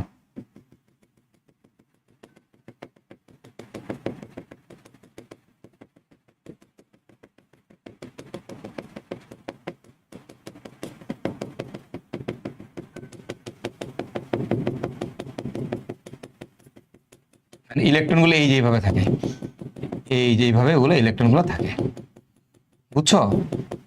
এটা হচ্ছে আমাদের পি। এই পি এর ইলেকট্রনগুলো এইভাবে থাকে, মানে পি এর ক্ষেত্রে ইলেকট্রনগুলো এরকম দুইটা লোব তৈরি করে থাকে। আমরা জানি পি এর লোব দুইটা, মানে এই দিকে একটা লোব, এই দিকে একটা লোব। এরকম এরকম ভাবে থাকে, বুঝতে পারছো? তো এখন তুমি বলো তো তাহলে এই পয়েন্টটাতে, এই যে পার্টিকুলার এই পয়েন্টটাতে, এই যে দেখো এই পয়েন্টটাতে এইখানে ইলেকট্রন প্রাপ্তির সম্ভাবনা কত? এখানে ইলেকট্রন থাকবে? দেখো ইলেকট্রন তো তরঙ্গ আকারে ঘুরতে থাকে, তাই না? তো ইলেকট্রন মনে করো এই যে দেখো, এটা কি তোমরা জানার কথা যে ভলিউমের সাথে বেগের ব্যস্তানুপাতিক সম্পর্ক, এটা কি জানো? ভলিউমের সাথে বেগের ব্যস্তানুপাতিক সম্পর্ক, যে জায়গায় ভলিউম বেশি ওই জায়গায় বেগের মান কম, যেখানে ভলিউম কম সেখানে বেগের মান বেশি। তুমি চিন্তা করো এই ইলেকট্রনগুলো যখন ঘুরা, দেখো একটু খেয়াল করো, এই যখন ঘুরা, এই ঘুরা ঘুরে ঘুরে ঘুরে যখন এইখানে আসবে তখন কি হবে? স্পিড বেড়ে যাবে। মানে এইখানে তুমি ইলেকট্রনকে পাবা না, এখানে ইলেকট্রনকে পাওয়ার সম্ভাবনা হচ্ছে জিরো। এখানে ইলেকট্রনকে পাওয়ার সম্ভাবনা কত? জিরো। এই যে এই পয়েন্টটা কি আমরা বলি হচ্ছে নোড। এটা কি বলি আমরা? নোড বা নোডাল পয়েন্ট। এটাই হচ্ছে নোডাল পয়েন্ট। পি এর ক্ষেত্রে একটা নোডাল পয়েন্ট আছে, পি এর ক্ষেত্রে নোডাল পয়েন্ট আছে একটা, বুঝা গেছে? পি এর ক্ষেত্রে নোডাল পয়েন্ট কয়টা? একটা। আচ্ছা এবার আসো যে আমাদের, তাহলে এবার আমরা একটু দেখি যে নোডাল পয়েন্ট, প্রতিটা পি এর জন্য নোডাল পয়েন্ট হচ্ছে আমাদের একটা একটা একটা একটা করে। আমাদের পি এর মধ্যে তিনটা অরবিটাল আছে, p x, p y, p z, এবং তার জন্য এল এর মান হচ্ছে 1, এম এর মান -1, 0 +1, এগুলো তোমরা জানো। প্রতিটা পি এর জন্য নোডাল প্লেন কয়টা? নোডাল প্লেন হচ্ছে একটা। নোডাল প্লেন এল এর মান যা সেটাই হচ্ছে আমাদের নোডাল প্লেন, এবং লোব কয়টা? লোব হচ্ছে 2টা। মোট নোডাল বিন্দু 3টা, মোট নোডাল প্লেন 3টা। এখন মোট নোডাল বিন্দু বলতে কি বোঝাচ্ছে এবং মোট নোডাল প্লেন বলতে কি বোঝাচ্ছে, চলো আমরা একটু বোঝার চেষ্টা করি। আমরা আগে তিনটা p x, p y, p z, এই তিনটা অরবিটাল আমরা এখন আঁকার চেষ্টা করি। হ্যাঁ, তো মনে করো এটা আমাদের এক্স অক্ষ, মনে করো এটা আমাদের ওয়াই অক্ষ, আর মনে করো এটা আমাদের জেড অক্ষ। ঠিক আছে, এক্স ওয়াই জেড তিনটা অক্ষ আমি দিয়ে দিলাম। এখন এই পি এক্স অরবিটাল, যখন আমি তোমাকে বলবো আমাদের পি এক্স অরবিটাল, ওকে, যখন আমি তোমাকে বলবো পি এক্স অরবিটাল, খেয়াল করো পি এক্স বললে কি হবে জানো? এই যে আমাদের নোটটা থাকবে না, পি এক্স বললে নোটটা কেমন হবে জানো? পি এক্স বললে নোটটা কেমন হবে? পি এক্স বললে আমাদের নোটটা হবে এই অরবিটালটা হবে এই এক্স অক্ষ বরাবর। কি বরাবর? এক্স অক্ষ বরাবর। কিরকম? এই যে এরকম দুইটা লোব পাবো না, এবং সেই দুটো লোব কিরকম? ডাম্বেল আকৃতির। এটা হচ্ছে আমাদের পি এক্স এর স্ট্রাকচার। এটা হচ্ছে আমাদের কার স্ট্রাকচার বলো তো ভাইয়ারা? দিস ওয়ান, এটা আমাদের পি এক্স এর structure. This one will be our p y and this one will be our p z. মানে পি এর মধ্যে আমরা জানি আমাদের যে পি উপশক্তি স্তরটা আছে, পি উপশক্তি স্তরের মধ্যে আবার তিনটা তোমার অরবিটাল আছে। এই অরবিটালগুলোর আকৃতি কেমন? ডাম্বেল আকৃতির। অরবিটালগুলোর আকৃতি কেমন? ডাম্বেল আকৃতির। পি এক্সটা একটা ডাম্বেল আকৃতির, পি ওয়াইটাও ডাম্বেল আকৃতির, পি জেডটাও কি ডাম্বেল আকৃতির। এখন আসো এই পয়েন্টটাকে আমরা কি বলবো? এটা কি বলবো আমরা? হচ্ছে আমাদের নোড। তাহলে পি এক্স এর মধ্যে এই যে একটা নোড আছে, নোডাল বিন্দু আছে, নোডাল বিন্দু হচ্ছে একটা। এখানে নোডাল প্লেন কয়টা? এই জায়গাতে এই বরাবর এই নোডাল বিন্দু বরাবর যে জায়গাতে নোড আছে এই বরাবর তুমি যে এই জায়গায় এখানে একটা তল চিন্তা করো, এখানে তো একটা কাগজ ঢুকায় দাও, এই বিন্দু বরাবর যদি একটা কাগজ ঢুকায় দাও মাঝখানে, তাহলে ওইটাকে আমরা বলি হচ্ছে আমাদের নোডাল তল। এটাকে আমরা কি বলি? নোডাল তল। আমি একটু পরে বুঝাচ্ছি তোমাদেরকে, সমস্যা নেই। এবার আসো পি ওয়াই। এখন তোমাকে আমি বললাম ভাই আমাদের পি ওয়াই, তাহলে পি ওয়াই এর জন্য আমাদের চিত্রটা কেমন হবে? চলো আমরা একটু বোঝার চেষ্টা করি। পি ওয়াই, পি ওয়াই এর জন্য আমরা একটু দেখি। দেখো দিস ওয়ান এক্স অক্ষ, এটাকে আমি বলছি এটা হচ্ছে আমাদের ওয়াই অক্ষ। ধরো এই যে এটা হচ্ছে আমাদের ভাইয়া, ওহো সরি, এটা হচ্ছে আমাদের ওয়াই অক্ষ, এটা হচ্ছে আমাদের জেড অক্ষ। এক্স, এটা ওয়াই, এটা কি আমাদের জেড। ওকে, তাহলে এখন বলো তো দেখি এবার পি ওয়াই এর স্ট্রাকচারটা কেমন হবে? কোন অক্ষ বরাবর হবে? জেড অক্ষ বরাবর। কিরকম জানি? ওয়াই এর ক্ষেত্রে জানি কয়টা লোব পাওয়া যায়? 2টা লোব। আর এই 2টা লোব জানি কেমন হয়? এরকম ভাবে এই যে ডাম্বেল আকৃতির, এবং এই বিন্দুটাকে আমরা কি বিন্দু বলবো? এই বিন্দুটাকে আমরা বলবো নোডাল পয়েন্ট। এটাকে বলি আমরা নোডাল পয়েন্ট। এবং এই বরাবর যদি আমি একটা কাগজ ঢুকায় দেই, এই বরাবর যদি একটা কাগজ ঢুকায় দেই, তাহলে সেটাকে আমরা বলবো হচ্ছে আমাদের কি বলতো? এটাকে আমরা বলবো আমাদের নোডাল প্লেন। এই বরাবর যদি একটা কাগজ ঢুকায় দাও, একটা কাগজ ঢুকায় দিলা, তাহলে সেটাকে আমরা বলবো নোডাল প্লেন। ওকে, এবার আসো জেড অক্ষ বরাবর। তাহলে এটা আমাদের হচ্ছে এক্স অক্ষ, এটা আমাদের হচ্ছে ওয়াই অক্ষ, এটা হচ্ছে আমাদের জেড অক্ষ। তাহলে এবার বলো দেখি পি জেড এর স্ট্রাকচার কেমন হবে? এই যে পি জেড এর জন্য কয়টা লোব পাবো? 2টা লোব পাবো। কোন অক্ষ বরাবর? জেড অক্ষ বরাবর। জেড অক্ষ বরাবর। এবং এই বিন্দুটার নাম কি? এটার নাম হচ্ছে আমাদের নোডাল বিন্দু, এটাকে আমরা বলবো আমাদের নোডাল বিন্দু, তাই না, নোডাল পয়েন্ট।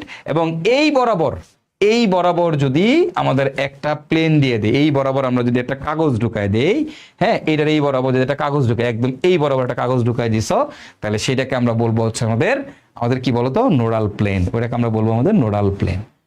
ওকে, তাহলে এখানে এই পয়েন্টটা কি আমরা কি বলি, এটা কি আমরা বলি আমাদের নোডাল পয়েন্ট। এটার নাম কি? এই পয়েন্টটার নামই হচ্ছে, এটা কি আমরা বলি নোডাল পয়েন্ট, নোডাল পয়েন্ট। ওকে, এটাকে বলা হয় নোডাল পয়েন্ট। যেমন এই যে এখান থেকে এই যে এটাকে আমরা বলি আমাদের নোডাল পয়েন্ট। তাহলে মোট কয়টা নোডাল পয়েন্ট পাওয়া গেছে পি উপশক্তি স্তরের মধ্যে? নোডাল পয়েন্ট, এটাকে আমরা কি বলবো? এটাকে আমরা বলবো নোডাল পয়েন্ট। তাহলে এখন তোমরা আমাকে বলো দেখি ভাইয়া, পি উপশক্তি স্তরের মধ্যে আমাদের অরবিটাল পাইছি 3টা, এবং পি উপশক্তির আকৃতি কেমন? ডাম্বেল আকৃতি। প্রতিটা অরবিটালের আকৃতি হচ্ছে ডাম্বেল আকৃতির, হ্যাঁ। এবং সেখানে আমাদের নোডাল প্লেন কয়টা? দেখো, প্রত্যেকটার মধ্যে একটা করে নোডাল প্লেন আছে, প্রত্যেকটার মধ্যে একটা করে তোমার হচ্ছে নোডাল বিন্দু আছে, নোডাল বিন্দু আছে। ওকে, তো তাহলে মোট নোডাল বিন্দু কয়টা? 3টা। মোট নোডাল প্লেন কয়টা? 3টা। দেখো এইখানে একটা। আর এই পিএক্স এর জন্য আমার যে নোডাল প্লেনটা পাবো, সেটা কোন প্লেন পাবা? Nodal plane. তোমার বলতে পারে নোডাল প্লেনটার নাম লেখো, নোডাল প্লেন। ওকে, এখানে নোডাল প্লেন কোনটা জানো? নোডাল প্লেন কি হবে? তোমাকে বলতে পারবা এখানে নোডাল প্লেনটা কি হবে? দেখো, পিএক্স এর জন্য নোডাল প্লেন কোনটা? নোডাল প্লেন কি? পিএক্স এর জন্য আমাদের নোডাল প্লেন কি? নোডাল প্লেন পিএক্স এর জন্য নোডাল প্লেন কোনটা? শুনো, ইয়াটা কোন বরাবর আছে? এক্স অক্ষ বরাবর। তাহলে তল দিবা কোন বরাবর? এই মাঝ বরাবর, এই বরাবর। তো সিম্পল ট্রিক্সটা কি? ট্রিক্সটা হচ্ছে কোন অক্ষ বরাবর? এক্স অক্ষ বরাবর না? তাহলে এক্স কে বাদ দিয়ে দাও, এক্স রে বাদ দিয়ে দাও, বাদ দিলে কি থাকতেছে? Y z. তাহলে নোডাল প্লেন হচ্ছে ওয়াই জেড। এটা হচ্ছে নোডাল পয়েন্ট, এবং নোডাল প্লেন হচ্ছে ওয়াই জেড। মানে তল মানে কি জানো? তল মানে যার দৈর্ঘ্য আর প্রস্থ আছে, মানে একটা কাগজ, জাস্ট সিম্পলি পাতলা একটা কাগজের কথা চিন্তা করো, এর দৈর্ঘ্য আছে আর কি আছে? প্রস্থ আছে। এটাই তো আমরা তল বলি। একটা কাগজ রে নিলে এই কাগজের যে পৃষ্ঠটা, এটাকে আমরা বলি তল। এখন এই কাগজটা কোন বরাবর থাকবে? দেখো, এটা আছে এক্স অক্ষ বরাবর, তাহলে এর মাঝ বরাবর তুমি কাগজটা ঢুকাই দিছ, মাঝ বরাবর। তাহলে এক্স রে বাদ দিয়া বাকি যে দুইটা অক্ষ থাকবে, ওই দুটাকে একত্রে লেখলেই তল হয়। বাকি যেই দুইটা থাকবে, বাকি কি আছে? এক্স রে বাদ দিয়ে বাকি কি আছে? বাকি আছে আমাদের ওয়াই আর জেড। তাহলে এইটার নোডাল প্লেনের মান হচ্ছে, নোডাল প্লেন হচ্ছে ওয়াই জেড, নোডাল প্লেন হচ্ছে ওয়াই জেড। ওকে, তাহলে এবার দেখি বলতো পি ওয়াই উপশক্তি স্তরের জন্য নোডাল প্লেন কোনটা? এটা হচ্ছে নোডাল পয়েন্ট। এই বিন্দু দিয়া আমরা কি করব? একটা তল ঢুকাই দিব এখন এই বরাবর। তাহলে ওয়াই অক্ষে আছে না? তাহলে আমাদের নোডাল প্লেন কোনটা? Nodal plane. দেখো এখানে আমাদের নোডাল প্লেন কয়টা? নোডাল প্লেন হচ্ছে আমাদের, দেখো, তাহলে এক্স কোন অক্ষ বরাবর? পি অক্ষ আছে, তাহলে পি বাদ দিয়ে দাও, বাকি দুটো একসাথে লিখে দাও, এক্স আর জেড। এক্স জেড হচ্ছে আমাদের নোডাল প্লেন, অথবা জেড এক্স হচ্ছে নোডাল প্লেন। ওকে, ফাইন, এটা হচ্ছে আমাদের নোডাল প্লেন। এখন তোমরা বলো দেখি, এইখানে নোডাল পয়েন্ট হচ্ছে এটা, তাহলে এবার এটা ওয়াই অক্ষ বরাবর না? তাহলে এখানে আমাদের, এবার তোমরা বলো নোডাল প্লেন কোনটা? নোডাল প্লেন হবে কি? X Y. এখানে হচ্ছে জেড অক্ষ বরাবর আছে, তাহলে নোডাল প্লেন হবে আমাদের এক্স ওয়াই। তাহলে এখন তোমরা বলো পি এর মধ্যে তাহলে মোট নোডাল পয়েন্ট কয়টা? 3টা। এবং মোট নোডাল প্লেন কয়টা? 3টা। এই পিটাকে আমরা যদি একত্রে লিখতে চাই, তাহলে দেখো, এটা আমাদের এক্স, এটা আমাদের ওয়াই, এটা আমাদের জেড। তাহলে স্ট্রাকচারটা কেমন হবে? এই দেখো, এই যে পি এক্স, এই যে দেখো পি ওয়াই, আর এই যে দেখো পি জেড। ওকে, এই যে দেখো পি জেড। তাহলে এদেরকে একত্রে লিখলে এরকম ভাবে লেখা হবে। এবং এগুলাকেই তুমি যখন পুরোটাকে যখন একত্রে একসাথে দেখবা, তখন এটাকে বৃত্তাকার মনে হয় না, এই সবগুলাকে একত্রে মনে হয় উপবৃত্তাকার। সবগুলাকে একত্রে কিরকম মনে হয়? উপবৃত্তাকার লাগে, বৃত্তাকার লাগে না। এটা কে বলছে? সমারফিল্ড বলছে। সমারফিল্ড বলছে এগুলো দেখতে কেমন? বলছে না পি, এটা হলো পি উপশক্তি স্তর। তো পি দেখতে কেমন? সমারফিল্ড বলছে পি দেখতে উপবৃত্তাকার। তো আমরা তো জানি আবার ডাবল ডাম্বেল, হ্যাঁ, একটা সিঙ্গেল হচ্ছে ডাম্বেল আকৃতির, সিম্বল ডাম্বল আকৃতির, বাট যখন এদেরকে আমরা একত্রে করে বসাই দিতেছি তখন পুরো জিনিসটারে উপবৃত্তাকার লাগে, তখন পুরো জিনিসটারে কি লাগে, উপবৃত্তাকার লাগে। বুঝছো? বুঝছো? তাহলে পি এর ক্ষেত্রে নোডাল পয়েন্ট, এখন বলো এখানে কয়টা করে নোডাল পয়েন্ট আছে, আমরা মোটামুটি দেখলাম। নোডাল পয়েন্টের মান কত? 1। এখানে নোডাল পয়েন্টের মান কত? 1। এখানে আমাদের নোডাল পয়েন্টের মান কত? 1। প্রত্যেকটাতে নোডাল পয়েন্টের মান হচ্ছে 1। আর নোডাল প্লেন গুলা কি কি দেখো, আমরা কিন্তু এখন জানি আমাদের এখানে নোডাল প্লেন কোনটা কোনটা, নোডাল প্লেন কোনটা কোনটা আমরা কিন্তু এখন এখান থেকে বুঝে ফেলছি।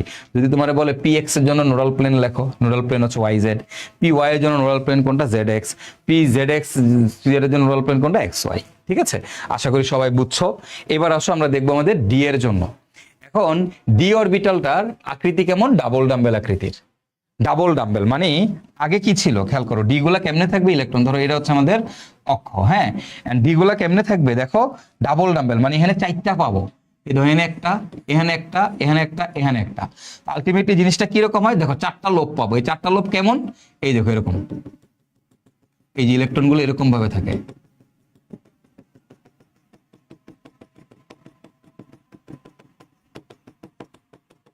বুঝছো? এরকম ভাবে আমরা পাবো একটা, এরপরে এই দিকে পাবো একটা একটা ডাম্বেল, মানে এই দিকে পাবো আরো দুইটা লোব।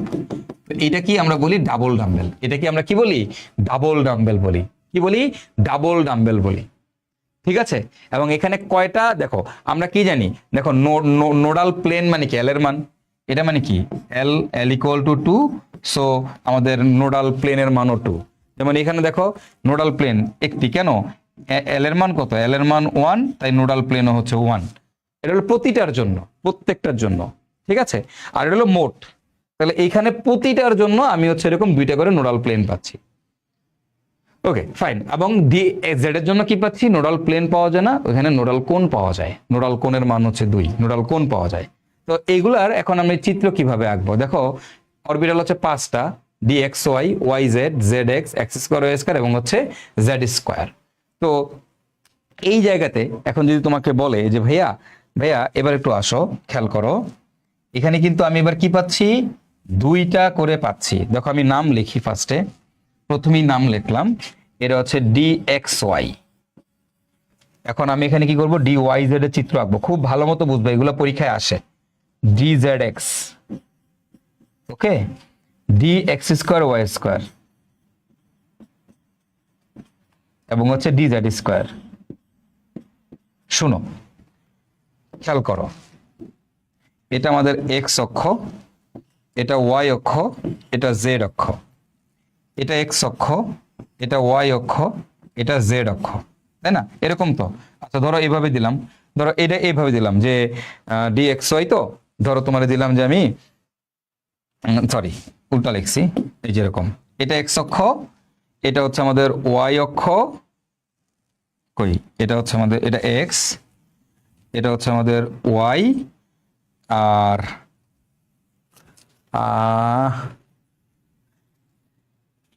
এটা দিলে আঁকতে একটু ঝামেলা হয়ে যাবে, তোমরা বুঝবা না। ধরো এটা একটু ইয়া করি, 1 মিনিট ধরো।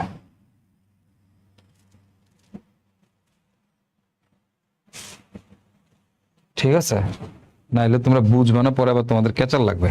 একটা অক্ষ বাদ দিয়ে তারপর দিতেছি, দাঁড়াও।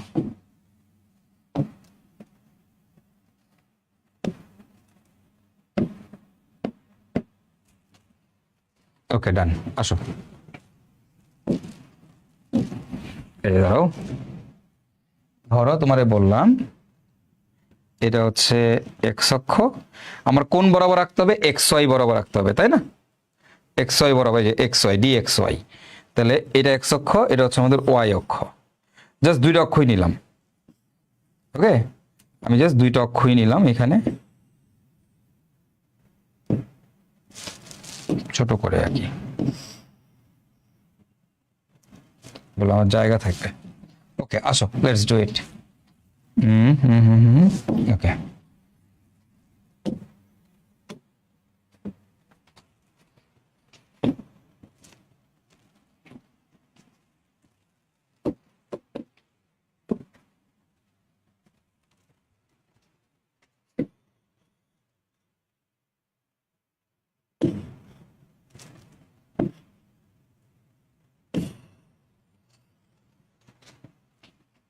ওহো, ওটা সিলেক্ট হয়ে যাচ্ছে।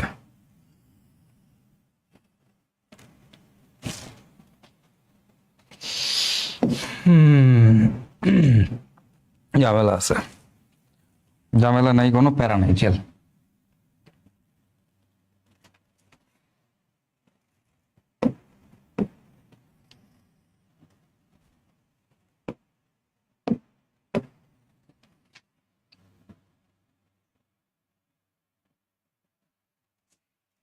এবার আর কোনো ঝামেলা নাই, চিল থাকো।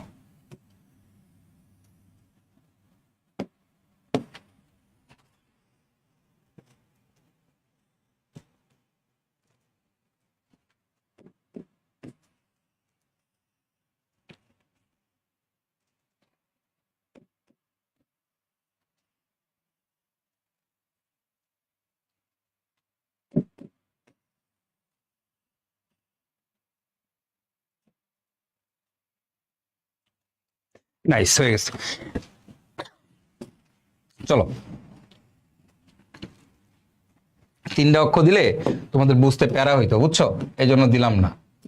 তিনটা অক্ষর দিলে বুঝতে প্যারা হবে, এই জন্য আমি দিলাম না এখানে। হ্যাঁ, এবার আসো, তাহলে আমি যেটা করতেছি ফার্স্টে দেখো। তো আমি ধরো এই যে এখানে বললাম যে আমি ডি এক্স ওয়াই নিয়ে কাজ করতে চাই, ডি এক্স ওয়াই নিয়ে কাজ করতে চাই, ডি এক্স ওয়াই চিত্র আঁকতে চাই, ডি এক্স ওয়াই। আচ্ছা, তারপর আমি কি করব, ডি ওয়াই জেড।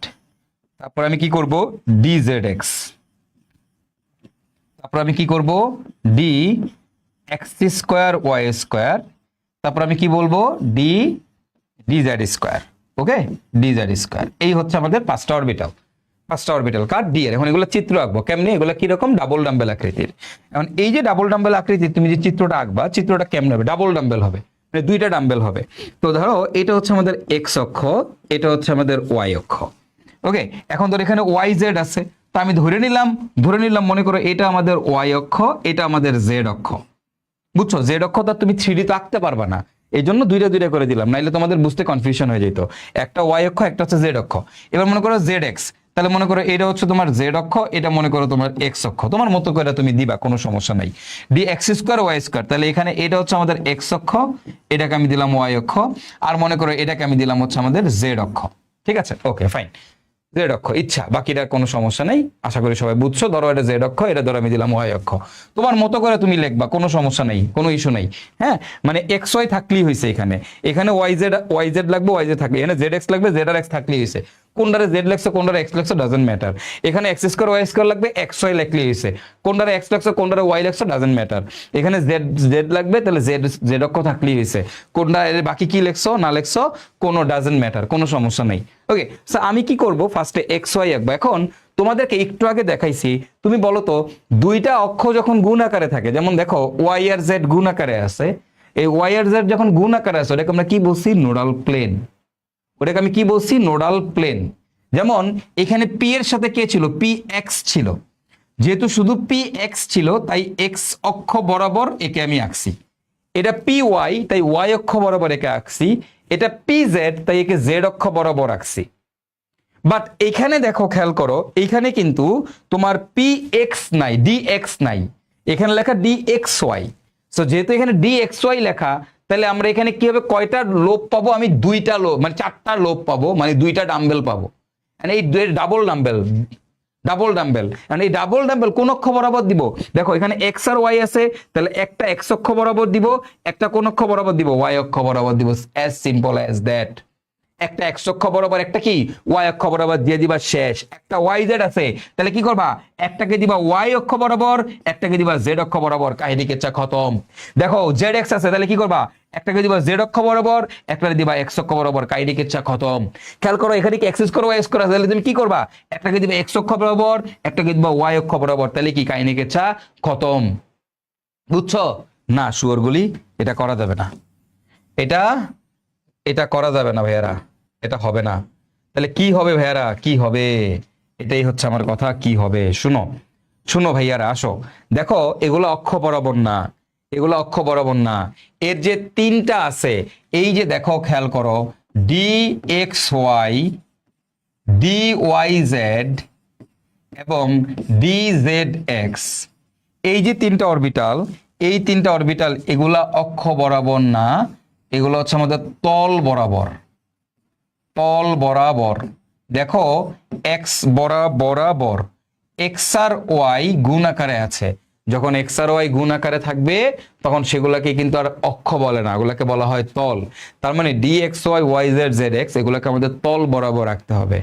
এবং আমার যে বাকি দুইটা আছে যেমন কি d x square Y square, খেয়াল করো x square dash y square, এইটা কিন্তু দেখো দুইটা কিন্তু গুণ আকারে নাই, দুইটা অক্ষ গুণ আকারে নাই, এক্স আর ওয়াই গুণ আকারে নাই। এখানে কিন্তু x square dash y square, তো এখানে গুণ আকারে নাই। যদি গুণ আকারে না থাকে, যেমন এখানে কি আছে ডি জেড স্কোয়ার, খেয়াল করো এখানে কিন্তু দুইটা ভিন্ন অক্ষ গুণ আকারে নাই, x square comma y square বা ড্যাশ ওয়াই স্কোয়ার, এখানে আছে ডি জেড স্কোয়ার। দেখো দুইটা আলাদা আলাদা অক্ষ কিন্তু গুণ আকারে নাই, যেমন এখানে এক্স একটা অক্ষ ওয়াই একটা অক্ষ আলাদা অক্ষ গুণ আকারে আছে। তো যখন দুইটা আলাদা আলাদা অক্ষ গুণ আকারে থাকে সেটাকে আমরা বলি তল। আর যখন এরকম অবস্থায় থাকে যে নর্মালি এক্স ওয়াই আলাদা আলাদা থাকে তখন সেটাকে বলা হয় অক্ষ। তার মানে এই দুইটা হচ্ছে তোমার অক্ষ বরাবর। অক্ষ বরাবর, বুঝতে পারছো? এগুলো হবে আমাদের অক্ষ বরাবর এবং এগুলো হবে আমাদের তল বরাবর। তাহলে আমি যখন এখন যে চিত্রটা আঁকবো আমাকে কিন্তু এখন এক্স ওয়াই অক্ষ বরাবর আঁকা যাবে না, তাহলে কি করতে হবে? এদের তল বরাবর।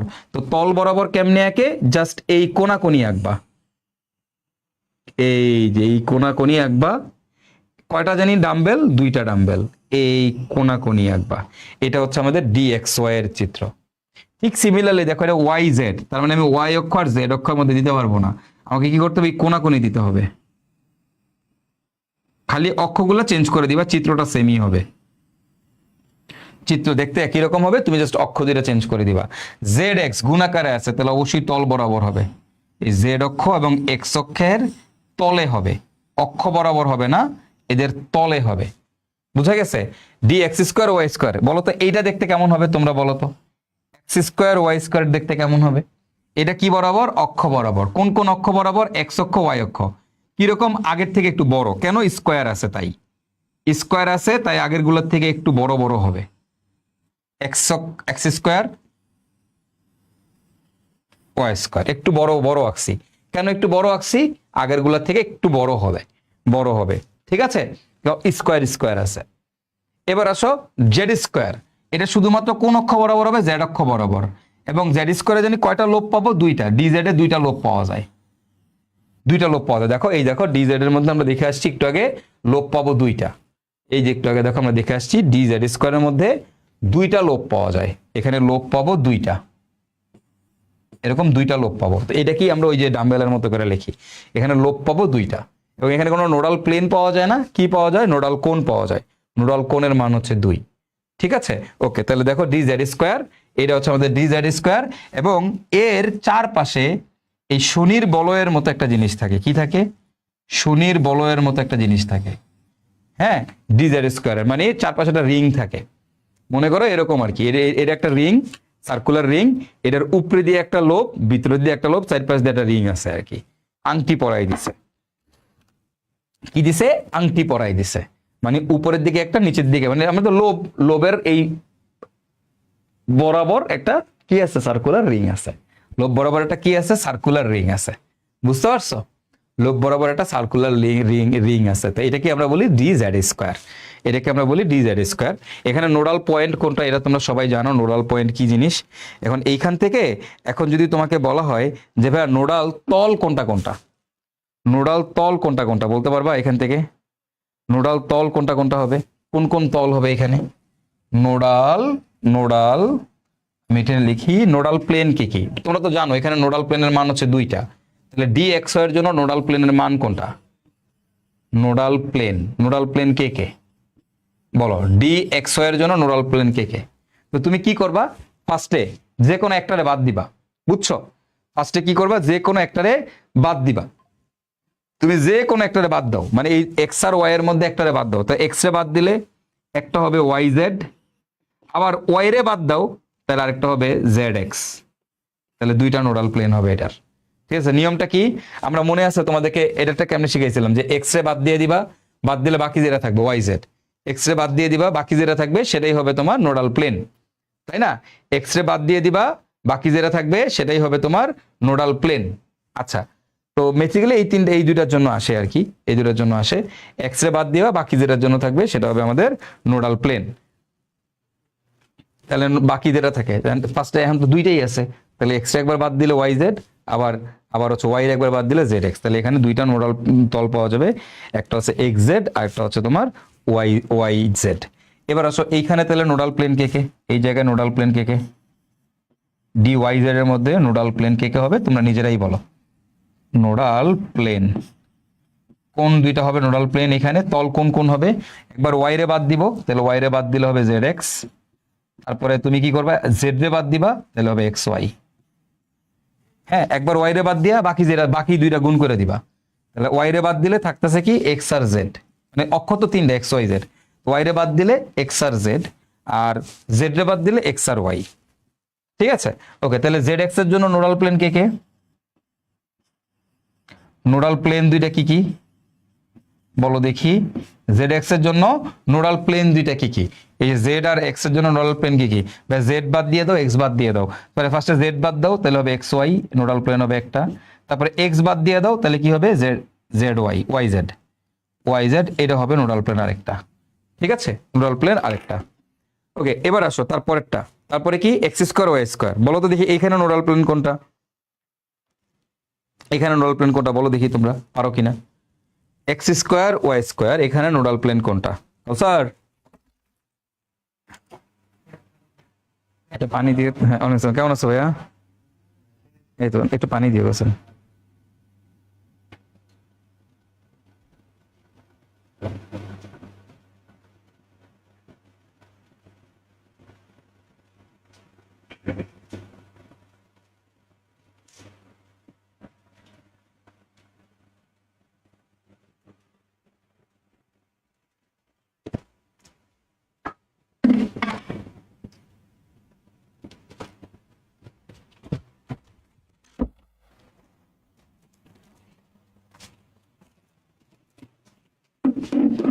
ওকে চলো,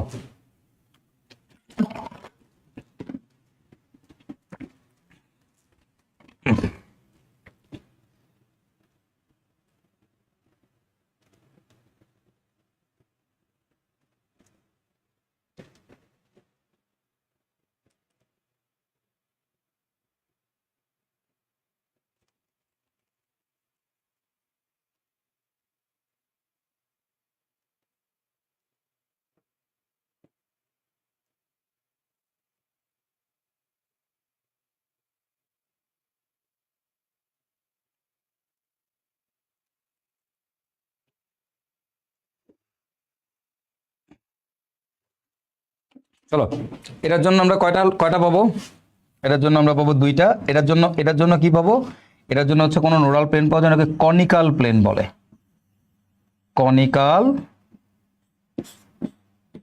প্লেন, কনিক্যাল কোণ, মানে কোনো নোডাল প্লেন পাওয়া যায় না, নোডাল কোণ পাওয়া যায়। এখানে হচ্ছে নোডাল কোণ পাওয়া যায়, নোডাল কোণ, জাস্ট এগুলাই সিম্পল কোশ্চেন। নোডাল কোণ, নোডাল কোণ কয়টা, নোডাল কোণ হচ্ছে আমাদের এখানে দুইটা। ঠিক আছে, নোডাল কোণ হচ্ছে আমাদের এখানে দুইটা। ওকে ফাইন, ঠিক আছে, এটা চিন্তা করো, এটা চিন্তা করো যে এটার জন্য আমাদের কি হবে, পরীক্ষায় আসবে না, বাট এটার জন্য আমাদের দুইটা হবে, দুইটা নোডাল কোণ পাবো আমরা, সরি নোডাল প্লেন পাবো হচ্ছে দুইটা। এখানে আমরা দুইটা নোডাল প্লেন পাবো, মানে এই দুইটা নোডাল প্লেন কি, ঠিক আছে, চিন্তা করো একটু, মানে হয়তো ভাই যারা ম্যাথ ভালো পারো তারা চিন্তা করো, বাকিটা আমি লিখে দিলাম, বাকিগুলো একটা চিন্তা করো। ওটার জন্য পাওয়া যায় না, ওটার জন্য হচ্ছে নোডাল কোণ পাওয়া যায়, নোডাল কোণ হচ্ছে দুইটা। ঠিক আছে, কোনো নোডাল প্লেন পাওয়া যায় না, ডি জেড স্কোয়ারের জন্য নোডাল প্লেন পাওয়া যায় না। তো এই ডি অরবিটালের চিত্রগুলো পরীক্ষায় প্রায় আঁকতে বলে তোমাকে, তোমরা যে ভুলটা করো, হ্যাঁ তোমরা যে ভুলটা করো, তোমাদের নোডাল প্লেন টেন এগুলো সাধারণত পরীক্ষা আসে না, এগুলো অনেক বেশি পড়াইতেছি, সংখ্যাটা আসে কয়টি করে পাওয়া যায়, তাও তো আমি তোমাদের একটু জাস্ট চিত্র মানে কোন কোন প্লেন পাবা ওগুলো তোমাদের লিখে দিচ্ছি, বাট এখান থেকে মেইনলি আসলে সংখ্যাটা পাওয়া যায়, সংখ্যাটা এমসিকিউতে আসে, আর কিছু আসে না, তবে এই চিত্রটা আসে। কারণ পোলাপান এই চিত্রতে ভুল করে কই, ডি এক্স ওয়াই এর চিত্র আঁকতে গিয়ে এক্স অক্ষ বরাবর ওয়াই অক্ষ বরাবর দিয়ে দেয়, ডি ওয়াই জেড এর চিত্র আঁকতে গিয়ে ওয়াই অক্ষ আর জেড অক্ষ বরাবর দিয়ে দেয়, এইটা হচ্ছে পোলাপান সবচেয়ে বেশি ভুল করে, তো এই ভুলটা করা যাবে না। ঠিক আছে, এই ভুলটা করা যাবে না। চলো এবার আসো আমাদের এফ। এখন এফ অরবিটালের আকৃতি কেমন, জটিল আকৃতির। আমাদের এখানে লোব কয়টা পাবো, লোব পাবো 8টা। হ্যাঁ, এবং এল এর মান কত 3, এম এর মান কত তোমরা সবাই জানো, এবং নোডাল প্লেন কয়টা, তিনটা, এবং এটার চিত্র আঁকা লাগবে না, তোমার জাস্ট খালি এফ অরবিটাল উপশক্তি স্তরগুলোর নাম লিখতে বলে। এটা বুয়েট ভর্তি পরীক্ষা দিয়ে একবার আসছে, এফ এর 7টি উপশক্তি স্তরের নাম লিখো। আর বুয়েট ভর্তি পরীক্ষায় আসছে ডি এর যে চিত্রগুলো 5টি উপশক্তি স্তরের চিত্র আঁকো।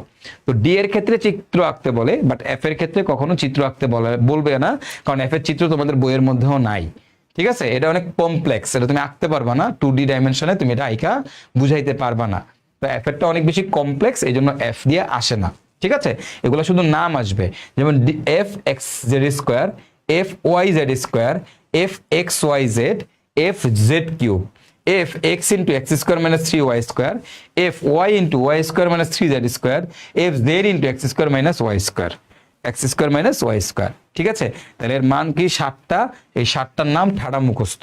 কি করব, এটা কি করব, এটা ঠাড়া মুখস্থ করব, ঠাড়া মুখস্থ। এটা কিন্তু বুয়েটে আসছে, ঠিক আছে, এটা কিন্তু বুয়েট ভর্তি পরীক্ষাতে এসেছে একবার, যে এফ উপশক্তি স্তরে 7টি উপশক্তি স্তরের নাম লিখো। এফ এর 7টি উপশক্তি স্তরের নাম লিখতে বসে ঠাড়া মুখস্থ করে ফেলবে, এটা ঠাড়া মুখস্থ। আকৃতি কেমন, জটিল আকৃতির। কয়টি নোডাল প্লেন পাবো, 3টি। সো যে কোনোটার ক্ষেত্রে এখন তোমার নোডাল প্লেন বের করতে বলে তুমি বের করতে পারবা, নোডাল নোট কয়টা বের করতে বলে বের করতে পারবা, অ্যাঙ্গুলার নোট কয়টা, রেডিয়াল নোট কয়টা, এগুলো তোমাদেরকে অলরেডি শিখাই ফেলছি, সূত্রগুলো জানো। অ্যাঙ্গুলার নোট হচ্ছে n মাইনাস এল, রেডিয়াল নোট হচ্ছে n মাইনাস এল মাইনাস 1, আর অ্যাঙ্গুলার নোটের মান হচ্ছে এল। তারপরে টোটাল নোট কত, n মাইনাস 1। নোডাল প্লেন মানে কি, নোডাল প্লেন মানে হচ্ছে এল এর মান, এল এর মান যা সেটাই হচ্ছে আমাদের নোডাল প্লেন, তাই না? এগুলো তোমাদের সব দেখাই ফেলছি, সব শিখাই ফেলছি। সো তোমাদের এইখান থেকে আমার মনে হয় না আর কারো কোনো সমস্যা আছে।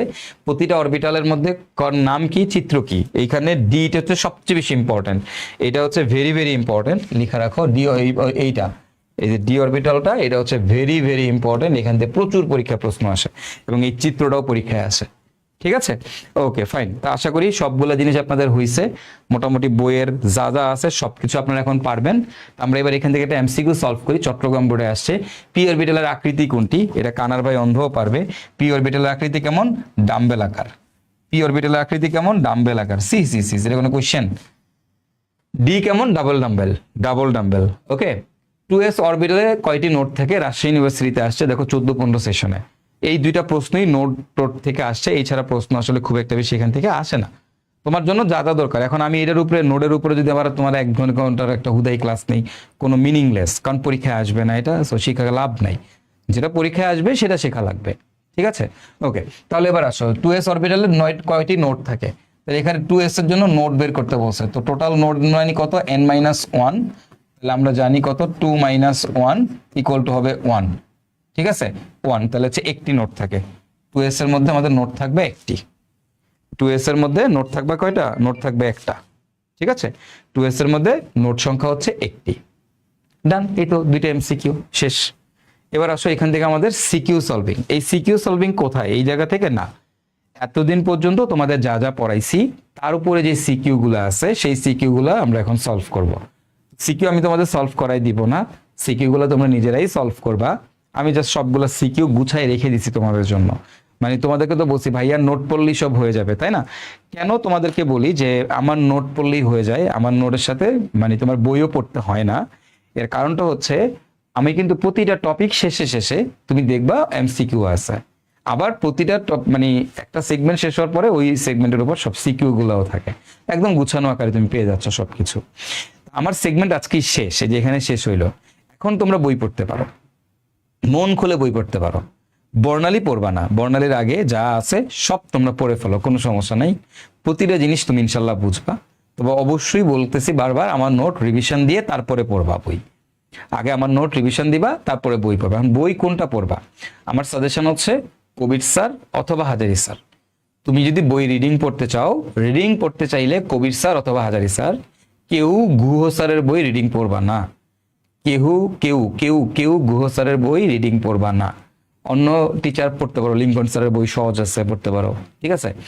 বাট আমি সাজেস্ট করি হাজারি স্যার বা কবির স্যার, যে কোনো একটা পড়লেই হবে। এনি এনি যে কোনো একটা, any any any of this one, this two, ঠিক আছে, কোনো সমস্যা নাই। তুমি এখান থেকে যে কোনো একটা পড়ো, কোনো অসুবিধা নেই রিডিং পড়ার জন্য। এখন যদি বলো অঙ্ক করার জন্য কোনটা ফলো করা উচিত, তো অঙ্ক করার জন্য একই হাজারি স্যার কবির স্যারের বইয়ে অলমোস্ট একই টাইপের অঙ্ক দেওয়া। তোমার বুয়েট স্বপ্ন, তুমি ভাইয়ার স্লাইডের অঙ্কগুলো করবা, কারণ আমি অনেক বেশি অঙ্ক করাবো তোমাকে। তো তোমার এক্সট্রা করে গুহ স্যারের বই, এই স্যারের বই, স্যারের বই তোমাকে কিনতে হবে না, দরকার নেই। বাট তারপরেও তুমি যদি করতে চাও এক্সট্রা প্র্যাকটিসের জন্য, তুমি গুহ স্যারের বই থেকে শুধু অঙ্ক করতে পারো, ঠিক আছে? তুমি গুহ স্যারের বই থেকে শুধুমাত্র ম্যাথটা দেখতে পারো, আর কোনো কিছু তোমার দেখার দরকার নাই। ওকে, গুহ স্যারের বই থেকে তুমি শুধু অঙ্ক করবা, আর কোনো কিছু তুমি দেখবা না, কোনো থিওরি পড়বা না, জীবনে কোনো থিওরি পড়তে যাবে না। থিওরি পড়ার জন্য কবির স্যার অথবা হাজারি স্যার, এবং অঙ্ক করার জন্য এই দুইটা বই আসলে ইনাফ। সাথে আমার স্লাইড তো আছেই, এই দুইটা বইয়ের যে কোনো একটা বই, সাথে আমার স্লাইড। তোমাকে সবগুলো বই কিনতে হবে না। আর যদি যাদের অনেক বেশি পড়ার ইচ্ছা থাকে কারো, তাহলে তুমি হয়তো গুহ স্যারের বইটা সাথে দেখতে পারো, ঠিক আছে? বাট লাগে না আসলে, কারণ আমি ক্লাসে প্রচুর অঙ্ক করাই দিব, ঠিক আছে? আমি তোমাকে ক্লাসে সবকিছু করাই দিব, সো প্যারা নাই। তো তোমরা এখন বই কিনতে পারো বাজার থেকে, যে কোনো একটা বই তোমরা কিনো। কলেজে যেহেতু তোমাদের ক্লাস শুরু হয়ে যাচ্ছে সামনে, যে কোনো একটা বই কিনে নিয়ে আসো। হাজারি স্যার বা কবির স্যারের একটা বই আনো, এনে পড়া শুরু করে দাও। তবে সবার আগে আমার নোট পড়বা, আমার নোট ভালো মতো পড়ে তারপরে বই পড়বা, ঠিক আছে? আমার নোটের মধ্যেই সবকিছু থাকবে। তো এটা হচ্ছে আমাদের সেগমেন্ট 1-এ তোমাদের শেষ। তারপরে আবার লাস্টে সেগমেন্ট 4, যেটা বিশোধন প্রণালী, সেখানে আবার আমি তোমাদের পড়াবো, মানে ক্রোমাটোগ্রাফি, দ্রাবক নিষ্কাশন, কিছু পাতন, আংশিক পাতন, একটু মানে ভেজেল্লা টপিক আছে, কিছু আজাইরা টপিক, ওগুলো তোমাদের ইনশাল্লাহ ওই জায়গায় তো দেখাই দিব, ঠিক আছে? বিশোধন প্রণালীতে তখন তোমাদের ইনশাল্লাহ ওই জায়গায় পড়াবো আবার। তো আমরা চলো সিকিউ গুলো সলভ করে ফেলি। হ্যাঁ, আসো, তোমার প্রতিটা সিকিউ তুমি পারবা, টেনশন করার কোনো দরকার নাই। আমাকে বলছে উদ্দীপকের সর্ববহিস্থ শেলের সর্বাধিক ইলেকট্রন ধারণ ক্ষমতা এল ও এম এর মান নির্ণয় পূর্বক হিসাব করো। উদ্দীপকের সর্ববহিস্থ শেলের সর্বাধিক ইলেকট্রন ধারণ ক্ষমতা এল ও এম এর মান নির্ণয় পূর্বক হিসাব করো। এন্ড এই যে উদ্দীপকের সর্ববহিস্থ শেল কোনটা? সর্ববহিস্থ শেল হচ্ছে K L M N, N number shell. এটা হবে এল, এটা হবে এম, আর কি, যাই হোক n number shell. N, n মানে কয় নাম্বার কক্ষপথ? এন মানে 4 নাম্বার কক্ষপথ। তাহলে আমরা কি করব, এই যে এন, এল, এম, তারপর হচ্ছে আমাদের এস, তারপর হচ্ছে আমাদের ইলেকট্রন সংখ্যা। ওকে ফাইন, আসো আমরা একটু দেখি, আমি একটু দেখাই দিই তোমাদের। এন এর মান যদি আমাকে বলে দিছে এন এর মান 4, তাহলে এল এর মান হবে 0, তারপর হবে 1, তারপর হবে 2, তারপর হবে 3। এল এর মান যদি 0 হয়, এম এর মানও 0। এম এর মান যদি এল এর মান 1 হলে এল এর মান +1, 0, -1, +2, +1, 0, -1, -2, বা উল্টাটা করলেও হবে, মাইনাস দিয়ে আগে শুরু করলে সমস্যা নাই। +3, +2, +1, 0, -1, -2, -3, ইচ্ছা, ঠিক আছে? তোমার মতো করে করবা। তাহলে আমাদের স্পিন কি হবে আমরা সবাই জানি, এখানে একটা অরবিটাল আছে, তাহলে স্পিন হবে আমাদের একটাই অরবিটাল যেহেতু, তাহলে হবে +12, -12। এখানে কত হবে? 3 × +12, -12, পারবা না এগুলা? তারপর এখানে কি 4 × এগুলো সব পড়াই দিছি তোমাদের, মানে 4 নাম্বার কক্ষপথ। উদ্দীপকের সর্বশেষ মানে n নাম্বার কক্ষপথ। n মানে কত? এটা মানে কত? এটা মানে হচ্ছে 4 নাম্বার কক্ষপথ। তো 4 নাম্বারের জন্য বাকি কোয়ান্টাম মানে কোয়ান্টাম সংখ্যার মান বের করে তোমাকে বলছে টোটাল ইলেকট্রন নাম্বার হিসাব করতে। আমাদের এখানে কয়টা কক্ষপথ আছে? 5টা। সরি, অরবিটাল আছে 5টা। প্রতিটা অরবিটালে ইলেকট্রন থাকবে +12, 2টা করে -12। তাহলে এখানে কয়টা? 7টা। প্রত্যেকটাতে কত থাকবে? +12, তারপরে কত? -12।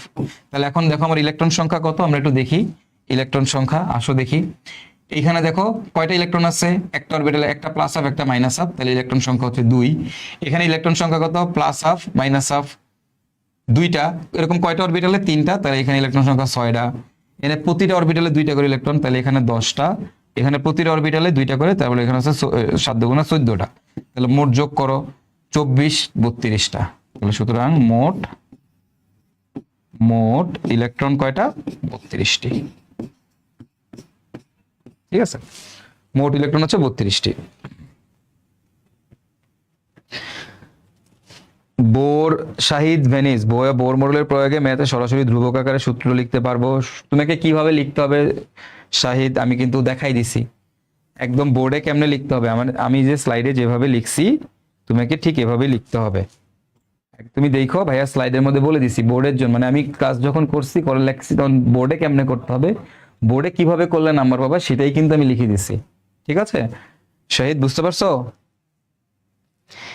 সিজুকা মিনা মতো ভাইয়া পুরাতন বই হলে কোনো প্রবলেম আছে? তুমি যদি ইঞ্জিনিয়ারিং এর প্রিপারেশন নাও, তুমি যদি ভার্সিটির প্রিপারেশন নাও, তাহলে পুরাতন বইয়ে কোনো সমস্যা নেই।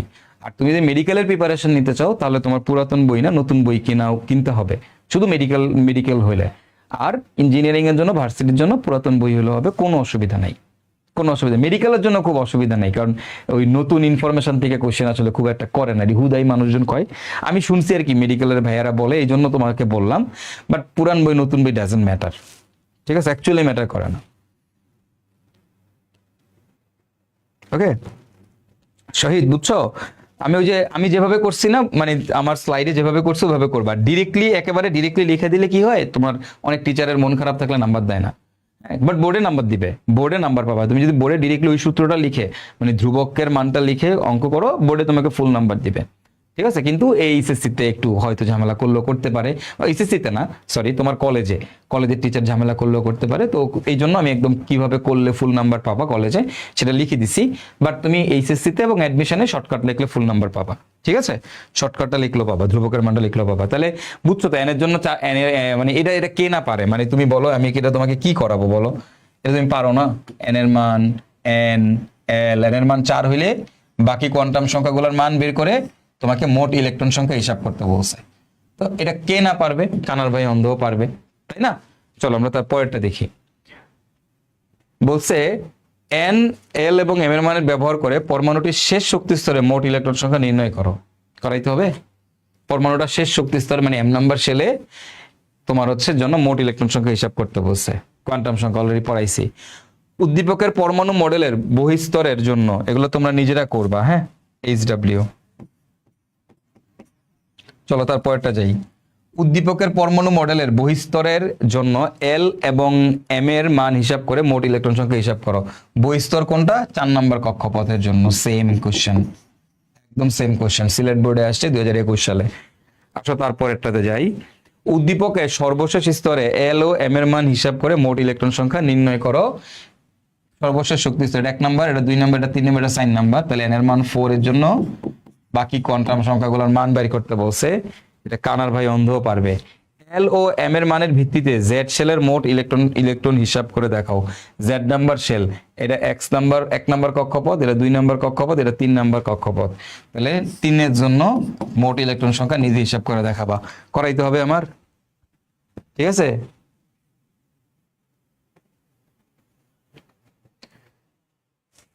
চলো তারপরেরটা। উদ্দীপকের এল এর বহিস্তরে, আই এর বহিস্তরে এল ও এম এর মান হিসাব করো। উদ্দীপকের আই নাম্বার কক্ষপথ হচ্ছে এইটা, মানে 3 নাম্বার কক্ষপথ। হ্যাঁ, তাহলে এখন তোমার বলছে উদ্দীপকের ওয়ানের বহিস্থ স্তর মানে 3 নাম্বার কক্ষপথের এল এর মান হিসাব করে অরবিটাল সংখ্যা নির্ণয় করো। অরবিটাল সংখ্যা নির্ণয় করো, এল এর মান হিসাব করে। এবার কিন্তু খেয়াল করো, ইলেকট্রন সংখ্যা বলে নাই, অরবিটাল সংখ্যা নির্ণয় করতে বলছে। তো এবার তোমার অরবিটাল সংখ্যা কেমনে নির্ণয় করবো? অরবিটাল কোনটা বলো তো? এই যে এইটুকু হচ্ছে অরবিটাল, গুনো তাকাও, এই যে এটা হচ্ছে একটা অরবিটাল, এখানে অরবিটাল হচ্ছে একটা, এখানে অরবিটাল হচ্ছে তোমার 3টা, এখানে অরবিটাল কয়টা? 5টা, এখানে অরবিটাল কয়টা? 7টা, এই জায়গাতে অরবিটাল হচ্ছে 5টা, এই জায়গাতে অরবিটাল কয়টা? 5টা। ঠিক আছে, তো তোমাকে এটা হিসাব করতে বলছে। এটা হচ্ছে 5টা, এটা হচ্ছে 7টা। এগুলা কি? এগুলো হচ্ছে অরবিটাল। তোমাদেরকে এগুলো সব আগে শিখাইছি। এটা হচ্ছে অরবিটাল। তাহলে এখানে অরবিটাল কয়টা আসতেছে? 1 3 5 মানে 8 7 5 12 12 3 15 16। অরবিটাল কয়টা? মোট অরবিটাল হচ্ছে 16টা। তো যদি বলে অরবিটাল সংখ্যা হিসাব করো তাহলে এইখান থেকে শেষ। আর যদি তোমার বলে যে ইলেকট্রন সংখ্যা হিসাব করো তাহলে এখানে গিয়ে শেষ। ঠিক আছে, এখানে গিয়ে শেষ। তো এই কোশ্চেনটাতে কি বলছে? মোট অরবিটাল সংখ্যা হিসাব করো। Same question. কোয়ান্টাম সংখ্যার মান হিসাব করে ডি শক্তিস্তর ইলেকট্রন সংখ্যা নির্ণয় করো। আল্লাহ সি HW নিজে করবে। এগুলো আমি কি করাবো তোমাদেরকে এখন তোমরাই বলো। এগুলো HW তুমি নিজে করবা। HW প্রত্যেকটা কোশ্চেন সেম। ডি শেলে 32টি বেশি ইলেকট্রন থাকতে পারে না, কোয়ান্টাম সংখ্যার আলোকে বিশ্লেষণ করো। স্বাভাবিকভাবেই এর বেশি ইলেকট্রন থাকবো কই থেকে? HW যে সেম, n এর মান 4 হইলে বাকি কোয়ান্টাম সংখ্যাগুলো বের করবা। উদ্দীপকে উল্লেখিত মডেলটি সর্ববহিষ্ঠ কক্ষপথে সর্বোচ্চ কয়টি ইলেকট্রন থাকতে পারে তা কোয়ান্টাম সংখ্যার সাহায্যে নির্ণয় করো। আল্লাহ রে, একই question, Rajshahi board 2021 same question. উদ্দীপকের মডেলটির বহিস্তরে সর্বোচ্চ ইলেকট্রন থাকতে পারে আইফে কানার ভাই অন্ধ পারবে এগুলা, কি কোশ্চেন। উদ্দীপকের সর্বশেষ শক্তি স্তরের অরবিটাল সংখ্যা নির্ণয় করো। খেয়াল করো, আবারও খেয়াল করো, অরবিটাল সংখ্যা বলছে, খেয়াল করো কি বলছে, অরবিটাল সংখ্যা। তো এটা একটু খেয়াল করবে, অরবিটাল সংখ্যা বলছে না ইলেকট্রন সংখ্যা বলছে। যদি অরবিটাল সংখ্যা বলে তাহলে কিন্তু আগেই থাইমা যাও। কোয়ান্টাম সংখ্যা ব্যবহার করে ডি শক্তি স্তরে অরবিটাল সংখ্যা নির্ণয় প্রয়োগ এই বলে দিছে। 1 নম্বর কক্ষপথ, 2 নম্বর, 3 নম্বর, 4 নম্বর, ডি মানে 4 নম্বর, এন এর মান 4, তাহলে বাকি কোয়ান্টাম সংখ্যাগুলার মান নির্ণয় করবা, মানে ইলেকট্রন সংখ্যা, মোট ইলেকট্রন সংখ্যা হিসাব করবা। চলো, তোমার বলছে বি মৌলের সর্বশেষ ইলেকট্রনের জন্য 4টি কোয়ান্টাম সংখ্যার মান দেখাও। বি মৌলের সর্বশেষ ইলেকট্রন বলছে, সর্বশেষ ইলেকট্রনটা কোথায় যায়, দিতে যায়। যদি বলতো সর্ববহিস্তরের ইলেকট্রন দেখো 3D, এই 3D সর্ববহিস্তর বললে হয়তো 4s। গতদিন তোমাদেরকে শিখাইছি HW নিজে নিজে করবা, 4টা কোয়ান্টাম সংখ্যার মান নির্ণয় করবা। 3D এর জন্য, এই 3D এর জন্য n এর মান কত 3, l এর মান কত, l এর মান হচ্ছে আমাদের 2, তোমরা জানো n এর মান, d এর জন্য l এর মান 2। এখন m এর মান কোনটা, m এর মান তুমি যে কোনো একটা দিতে পারো, যে কোনো 3D1, তা আমি দিলাম ধরো -2। ওকে, তাহলে s এর ভ্যালু কত, s এর ভ্যালু আমি দিলাম +1 অথবা -1, ইচ্ছা প্লাস হবে, শেষ। এই যে 4টা কোয়ান্টাম সংখ্যার মান বের করতে বলছে। বি মৌলের সর্বশেষ ইলেকট্রনের জন্য 4টি কোয়ান্টাম সংখ্যার মান দেখাও। হ্যাঁ, 4টি কোয়ান্টাম সংখ্যার মান দাও, শেষ। এটা দেখাইছি না তোমাদের গতদিন পলির বর্জন নীতিতে, এরকম অনেকগুলো শিখাইছি, বের করা শিখাইছি।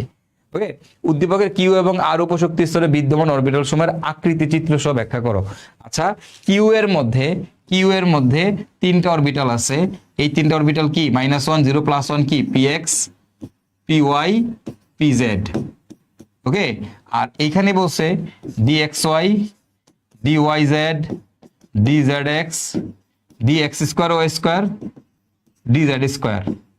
বলছে এদের আকৃতি চিত্র সহ ব্যাখ্যা করতে। তুমি কি পারবা? আমি কি করাই দিতে হবে?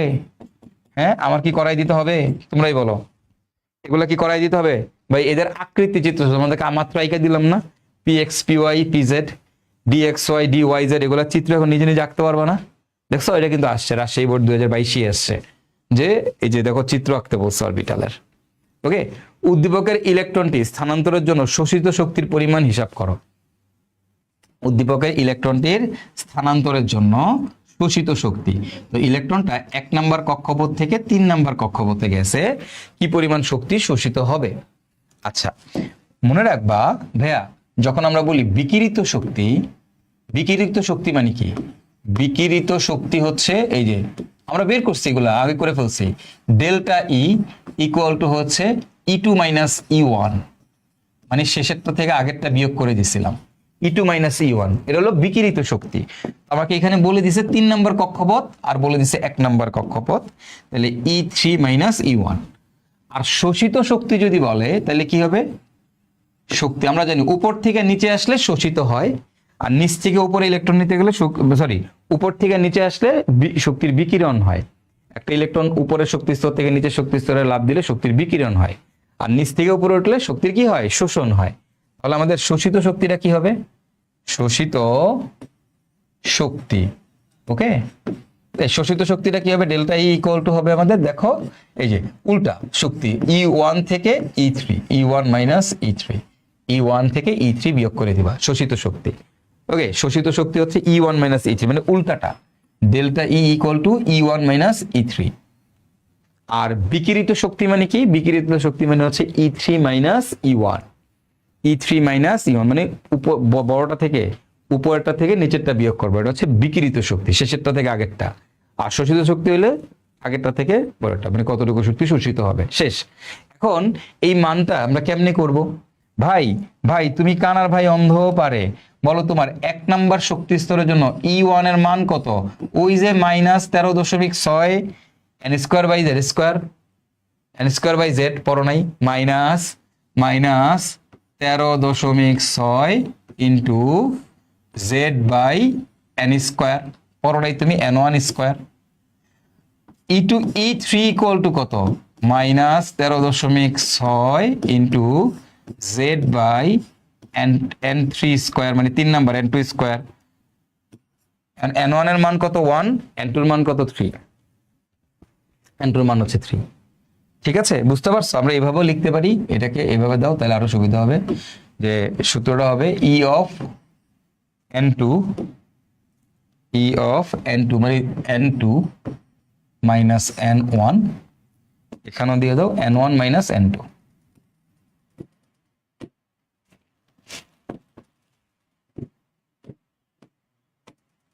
E of n1 minus n2।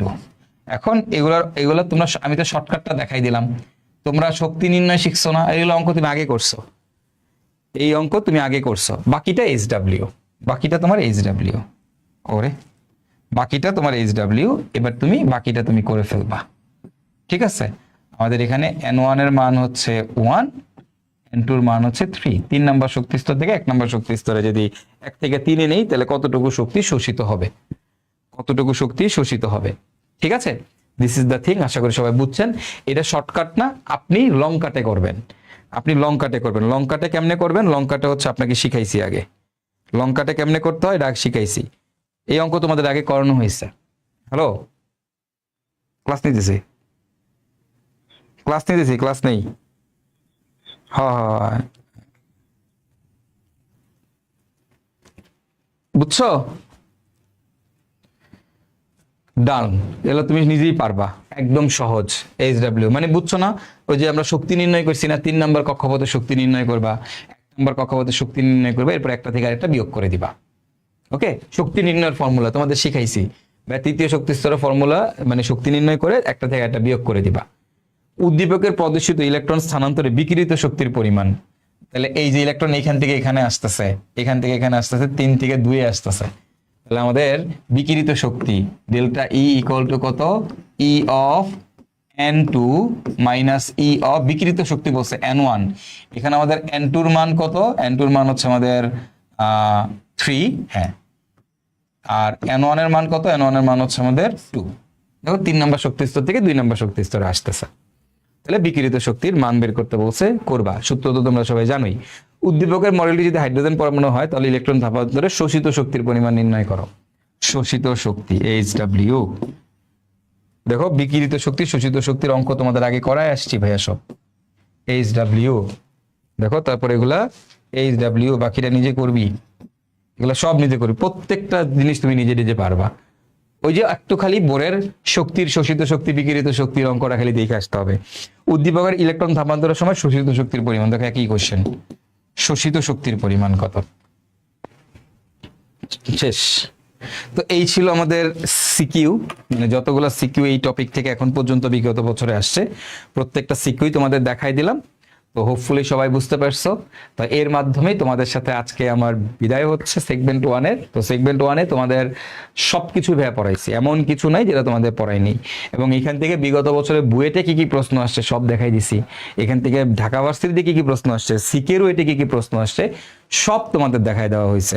So hopefully যেখানেই যেভাবে প্রশ্ন আসুক ইনশাল্লাহ তোমরা পারবা। কেমিস্ট্রিতে ইনশাল্লাহ তোমাদের প্রত্যেকেরই কেমিস্ট্রি হবে স্ট্রং জোন। ঠিক আছে, ভালো মতো পড়বা, আমার নোট খুব ভালো মতো ফলো করবা, এবং পাশাপাশি নোটটা পড়ে তারপরে বই ফলো করবা। ওকে, তোমরা ইনশাল্লাহ একজন কেমিস্ট্রির বস হইতে বাধ্য। তো সবাই ভালো থাইকো, সুস্থ থাইকো, দেখা হবে পরবর্তী লেকচারগুলোতে। আবারও আসবো ভাইয়া তোমাদের সাথে।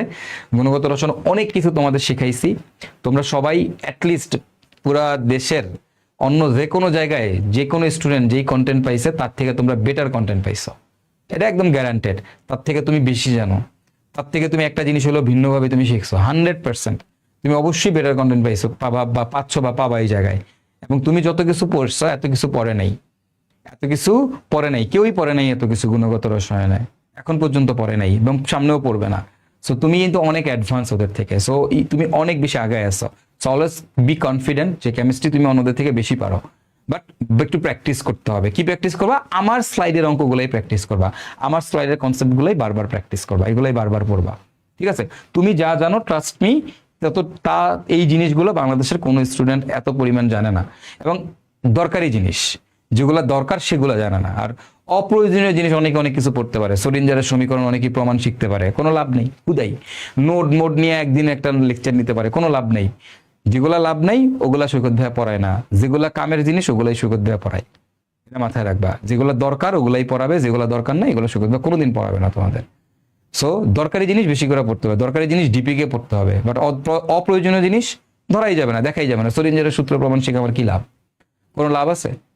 লাভ নেই। Matter antimatter big bang theory যাই না আমার কি এই সিসিতে লাভ আছে? নাই। এই জন্য আমি তোমাদের ক্লাসে এগুলো পড়াইনি, আমি চাইলে পড়াইতে পারতাম, ক্লাসে পড়াইনি। কারো লাগবে পরে আমরা বলো, পরে অন্য দিন এক্সট্রা ক্লাস নিব, অন্য অন্য অন্য অন্য সময় পড়াবো।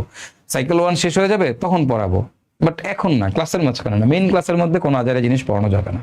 ওকে, সো তোমরা অন্যদের থেকে অনেক বেশি জানো, অনেক বেশি জানো। তো তোমাদেরকে একটা কথাই বলবো যে ভাইয়াদের উপর ভরসা রাখছো, ভরসা রাখো, এবং যা পড়াই শুধু তাই পড়ো, এর বাইরে কিছু পড়ার দরকার নেই। স্লাইডগুলো ভালো মতো পড়বা, পড়ে বই ফলো করবা, ইনশাল্লাহ আর কিছু তোমার জন্য লাগবে না।